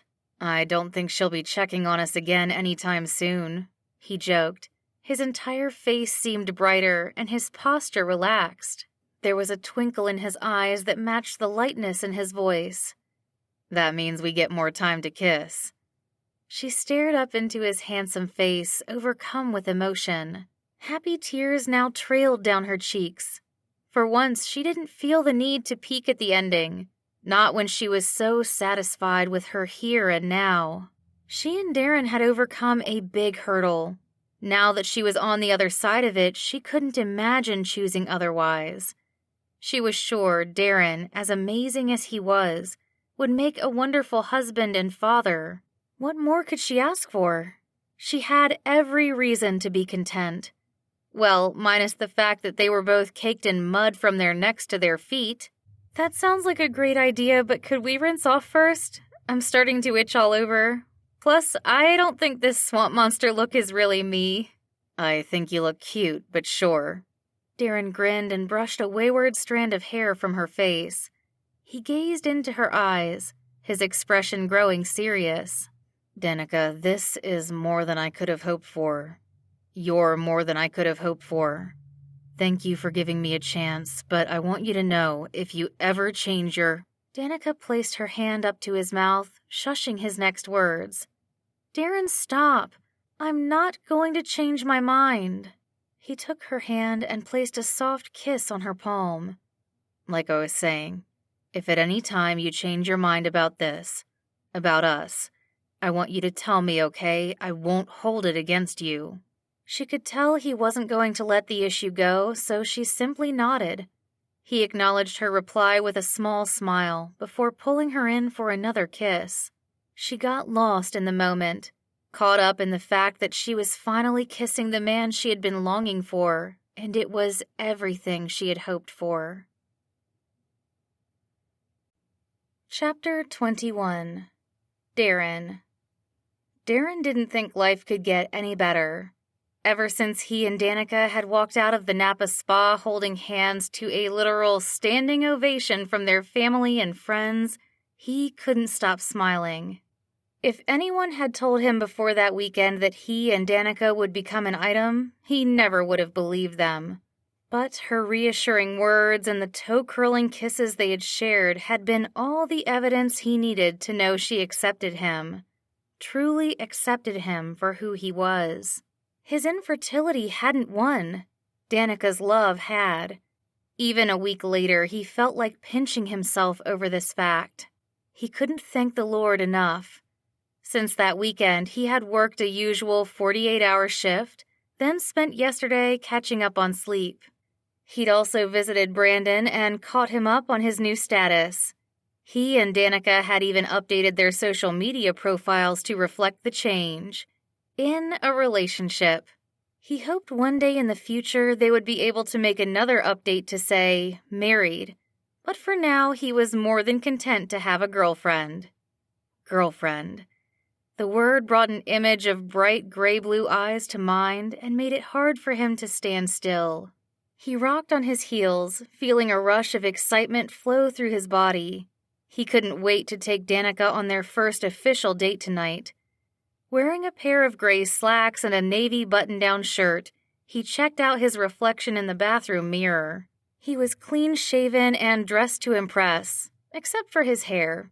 He wet his hand and smoothed down a stubborn lock at the back of his head.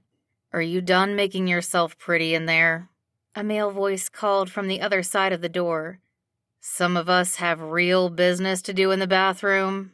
Darren opened the door to find Colin, dressed in jeans and a t-shirt, leaning against the doorframe. He grinned, unaffected by his brother's smirk. It's all yours. Let me guess, you have a date tonight. Yep. I'm headed to the bookstore now to pick Danica up. He stepped aside to allow Colin to pass. We're having dinner, then watching a movie. Look at you doing coupley stuff. Colin gave him a pat on the shoulder. I'm so happy for you, bro. After all you've been through, you deserve to have love in your life. Darren shoved his hands in his pockets. I don't feel like I deserve anything, least of all Danica. She is more than I could have hoped for.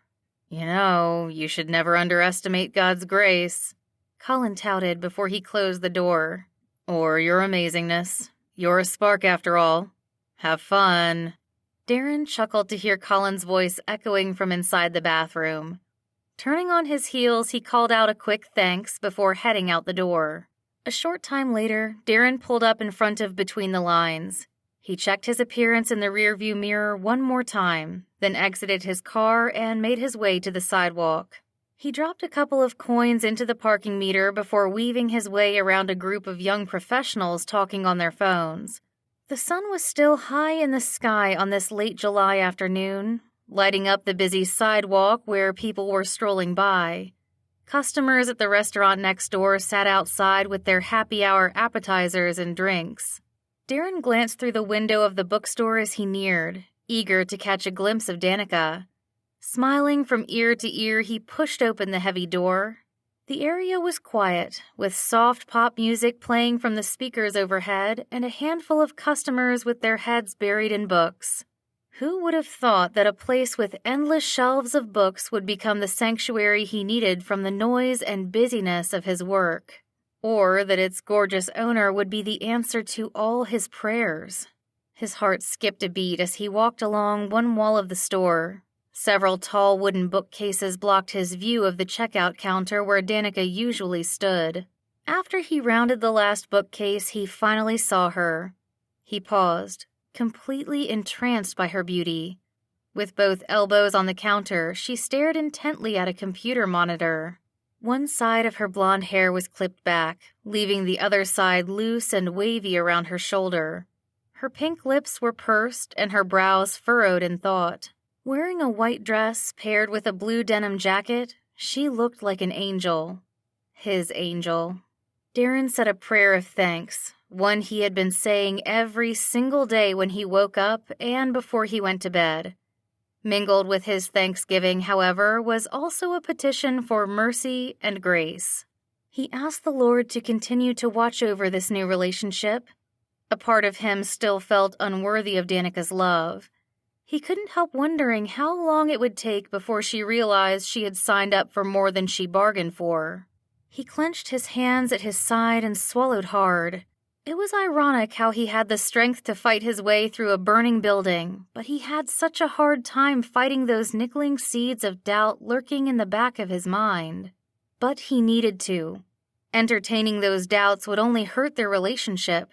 He wouldn't be able to trust Danica if he was always second-guessing her commitment to him. He needed to trust her. Most of all, he needed to trust the one who had brought her into his life. With renewed determination coursing through his veins, Darren picked up his pace and strode toward Danica, ready to wrap her up in a warm embrace. His plan was interrupted, however, when a tall blonde man walked up to the counter first. The man greeted Danica with a smile wide enough to show off a set of straight white teeth that had no doubt lived in braces for many years. He leaned on the counter, cocking his head to one side in a casual manner. By the way he was holding up a hardcover book in his hands, Darren assumed he was engaging Danica in a conversation about the story. Which was normal for a customer to be doing in a bookstore, Darren reasoned to himself. But it was Danica's enthusiastic response, her raised brows and animated gestures that made his chest tighten. Darren dropped his gaze, trying to shake off the feelings plaguing him. Doubt, insecurity, and was that jealousy? He grimaced. The last thing he wanted was to be one of those guys who got jealous whenever their girlfriend talked to another man. He had never experienced this situation before. So why now? He knew why. Danica was the best thing to happen to him, and the thought of losing her scared him. It wasn't hard to imagine her changing her mind. Sure, things were new and hopeful at the moment, but given time, any relationship would face its share of challenges. How would Danica feel when her close friends became pregnant and started families of their own? What if Danica realized she'd rather be with someone who could give her the biological family she was giving up for him? What would happen then? If only he had the ability to look into the future and see how everything would turn out. That would make the not knowing part of the present so much easier to swallow. He scoffed at how the situation had flipped. Now he was the one wanting to read the ending of a book first. The melodic sound of Danica's laughter filled the air, prompting him to look up. Her expression was so sweet he couldn't help smiling himself. An emotion he could only label as love surged through his chest. He was truly falling for this woman, hard and fast. Danica spotted Darren and her eyes immediately lit up. Smiling, she gestured for him to join her. When Darren reached her side, she made a round of quick introductions. "Grant, this is my boyfriend Darren. Darren, Grant's one of my regular customers. We were just talking about a book we both love." The two men shook hands. Darren sensed Grant's eyes on him, sizing him up. He couldn't help standing a little straighter, although there was really no need to since he was a full head taller than Grant. "Nice to meet you. Which book is this?" he asked, pretending to be interested. "It must be good if you both liked it." "The Time Rift. It's a time travel romance written by a husband and wife team," Grant answered. "Have you heard of it?" "Nope, can't say I have." "Darren's not much of a reader," Danica explained. "I'm sorry to hear that," Grant replied, not really sounding sorry at all. "I was just inviting Danica to a book club my sister hosts. It's always nice to interact with people who have similar interests." "Well, Danica and I have other things in common." Darren crossed his arms over his chest, feeling both foolish and proud, knowing that the action showed off his muscles. He hated pulling such a caveman move, but he didn't want Grant getting any ideas about where he and Danica stood. "Speaking of, she and I have a date we need to get to." Grant set his jaw, seeming to get the hint. "I'll let you guys go then. Nice chatting with you again, Danica. Thanks for the book recommendation." "No problem. Have a good evening, Grant," Danica called after him as he walked away. She returned her attention to Darren, an amused smile curving her lips. "What was that about?" "What was what about?" "Darren Spark, are you jealous? Because you kinda look like you are." She stood tall and crossed her arms, mimicking his stance. Her expression grew stern as she puffed out her chest. After a moment, she dropped the act and shot him a cheeky grin. "I didn't take you for the jealous type." I'm not." Darren shrugged and dropped his arms. "Not usually, that is. I'm sorry, I don't know what came over me. I just saw how happy you were talking to him, and you both like to read. I felt a little..." "Insecure?" Danica finished for him. He reluctantly nodded. Danica made her way around the counter, her eyes never leaving his face. She strode up to him and took both of his hands in hers. "You have nothing to feel insecure about. Let me reassure you that I'm committed to you, Darren Spark, and to you alone." "I believe you. I'm completely committed to you too. It's just that sometimes these doubts pop up and I have to remind myself to push them aside." "I get it. There are days when I doubt too. But as long as we put our faith in the one who will never fail us, we'll be all right. God has had his hand in everything that's happened to us since the first day we met up until now. I trust he has more good things in store for us." Darren smiled, feeling his spirits lift. He was so impressed with Danica's conviction. More than that, he was thankful she seemed to have enough faith for both of them. "You're right. It sounds so simple and doable when you put it that way." Darren shook his head, completely in awe of Danica.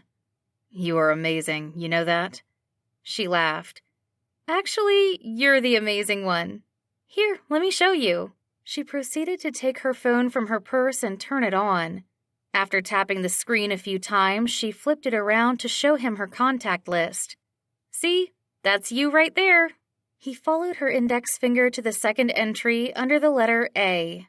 "You saved me under the name Amazing?" "Because you are. Plus, it's easier to find you since you're near the top of the list. But that also made it easy to confuse you with Abby." She punctuated her statement with an eye roll. "That's how I accidentally sent you the text that was meant for her. I was trying to stop her from meddling." "That explains a lot." Darren grinned, then pulled out his phone from his pocket. "So I'm not the only one who has a nickname. You have one too." "I do? Let's see it." He found the entry for Danica on his phone and showed it to her. "There you are." "Fuego?" She balked. "As in fire? I don't understand." "It started out as a reminder for me not to play with fire, but then it became a constant reminder of how hot you are," he explained with a shy smile. Not that I need to be reminded of that fact. It's pretty obvious how you make me feel every time I'm near you. Danica's eyes lit up. How do I make you feel? Darren leaned in close and placed one hand under her chin. He tilted her head up to look her squarely in the eyes. The tenderness and delight he saw in her baby blues made him swallow hard. He meant every word as he confessed. Like I'm the luckiest guy in the world. I have hope again because of you. I never thought I'd find a woman who would accept me. You not only accept me, you believe in me too. You make me feel like anything's possible as long as I put my faith in God, in you, in us. I trust you, Danica. I'm in. All in, if you'll have me. Of course I'll have you. You don't even have to ask. You're stuck with me for good, Darren. She rested her forehead gingerly on his. For good. For good, he echoed before placing his mouth on hers. He kissed Danica with abandon, fully and deeply, until her warm lips melted away all traces of doubt and fear in his heart. All that remained was love. Love so pure, strong, and sweet, sweeter than anything he had ever imagined. Chapter 22. Danica. Danica blinked back tears as she stood in the hallway just outside the living room. She held a tray of appetizers she had just prepared in the kitchen, ready to share it with everyone gathered inside. But the scene before her made her pause. Two faded couches faced each other with a rectangular coffee table between them. Her parents were seated on the left side while her grandparents and birth mom sat on the other. Both groups were focused on a thick photo album laying on the table in front of them. Laughter filled their ears, along with the sound of excited chatter as they oohed and awed over her childhood photos. Darren sat between them all in a recliner at the end of the table, quietly observing the group. The sight was so odd, yet perfect, that Danica couldn't help but admire it. Oh, how her life had recently changed. A month had passed since that fateful night when she and Darren had gone over to Harold and Sally's for dinner, and it had been 2 weeks since DNA testing had confirmed she was Jade's daughter. Today was the first time all of her family members had gathered in one place. Danica's heart was so full watching them. She could have stood there all day if it weren't for the fact that the food was getting cold. She smiled. She walked over and set the tray on the table. "Help yourselves, everyone," she announced. "The veggies are for you, Grandpa." Harold's blue eyes twinkled in delight when Danica handed him a cup of carrot and celery sticks. "Thank you, dear. I don't think I'll ever get tired of hearing you call me Grandpa." Danica beamed. "I don't think I'll ever get tired of saying it. Or Grandma, or Ma," she added, referring to the Chinese word for mother. She turned to her birth mother, who gave her a teary smile of her own. Danica marveled at how familiar Jade seemed to her, even though they had only met a handful of times. In that short amount of time, however, they had already developed the makings of a strong friendship. They were doing a lot of catching up and learning new things about each other every day. "This is delicious, Danica. Did you make these yourself?" Jade asked, holding up an egg roll between her manicured fingers. The pale pink nail polish matched the floral blouse she wore over a pair of dark jeans.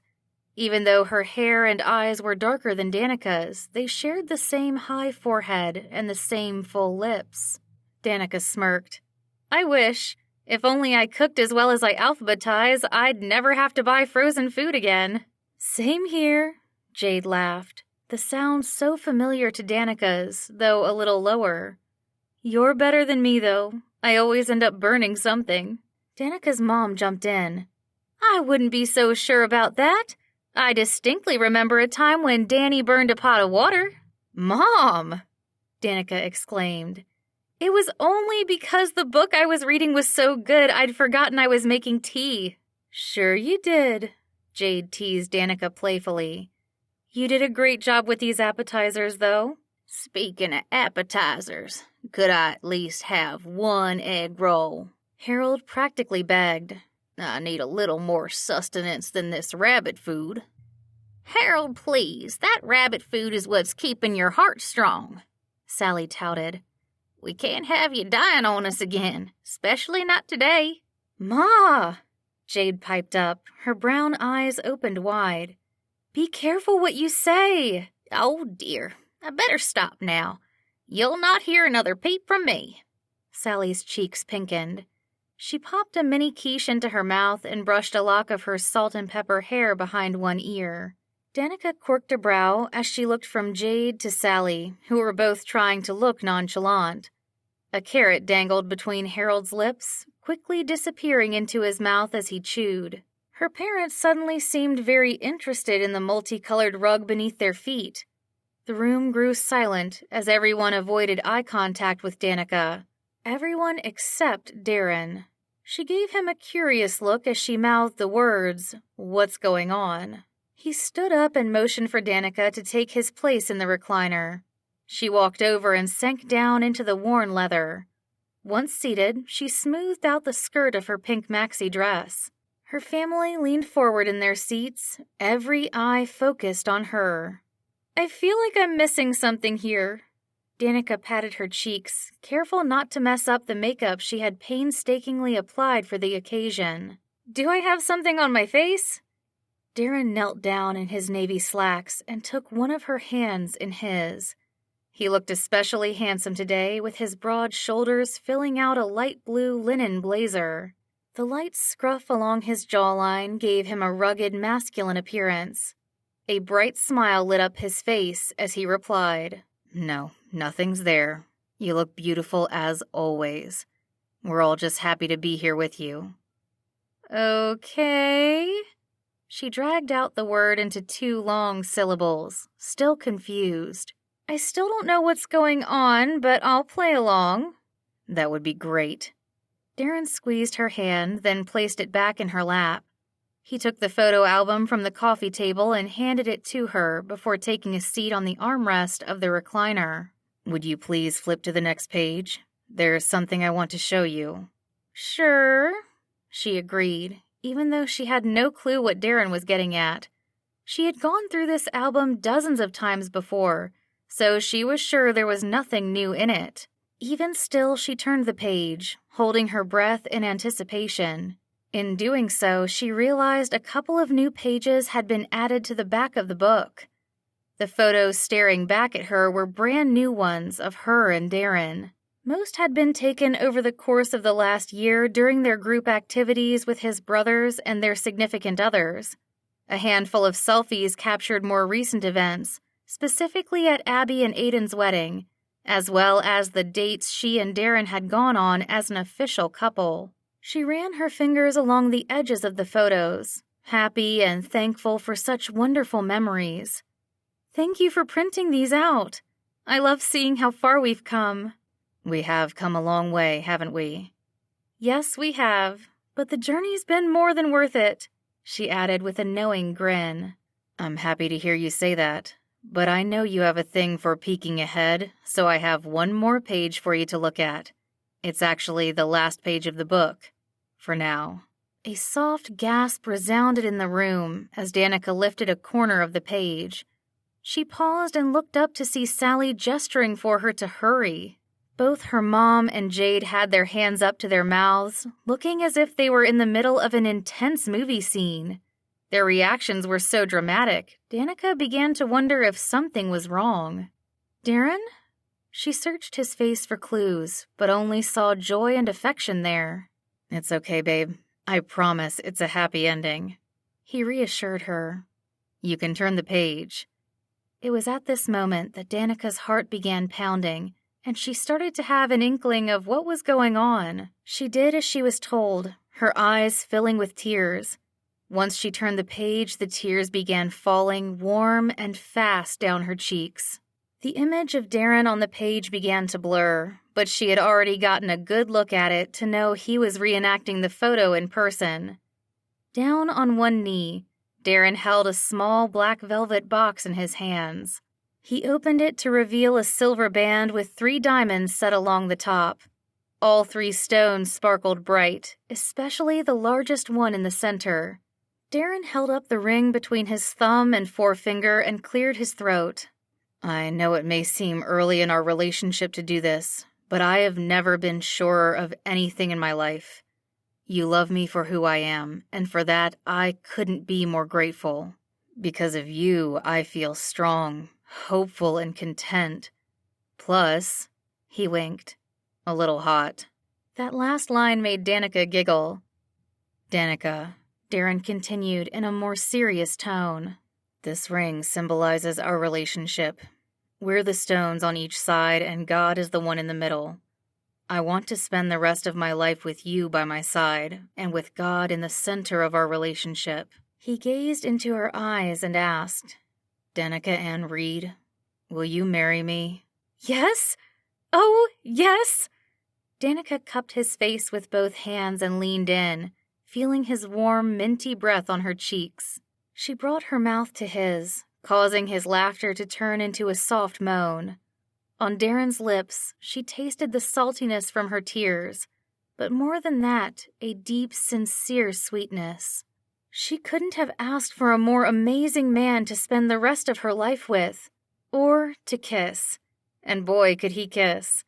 She would have happily gotten lost in the moment if it weren't for the sound of applause filling her ears. She pulled back with a soft giggle. Save some for the honeymoon, dears, Sally called out. Let's see the ring. I almost forgot. Darren slid the ring onto her finger, then placed a soft kiss on her knuckle. Now it's official. As her family gathered around to congratulate them, Danica slipped her hand into Darren's with a pleased sigh.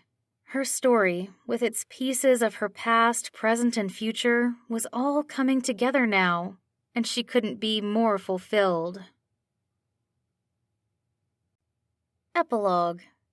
Darren. Darren paced the carpeted room slowly, holding the most precious gift he had ever received securely against his chest. The warm bundle snuggled into the crook of his neck, tickling him with her soft black hair.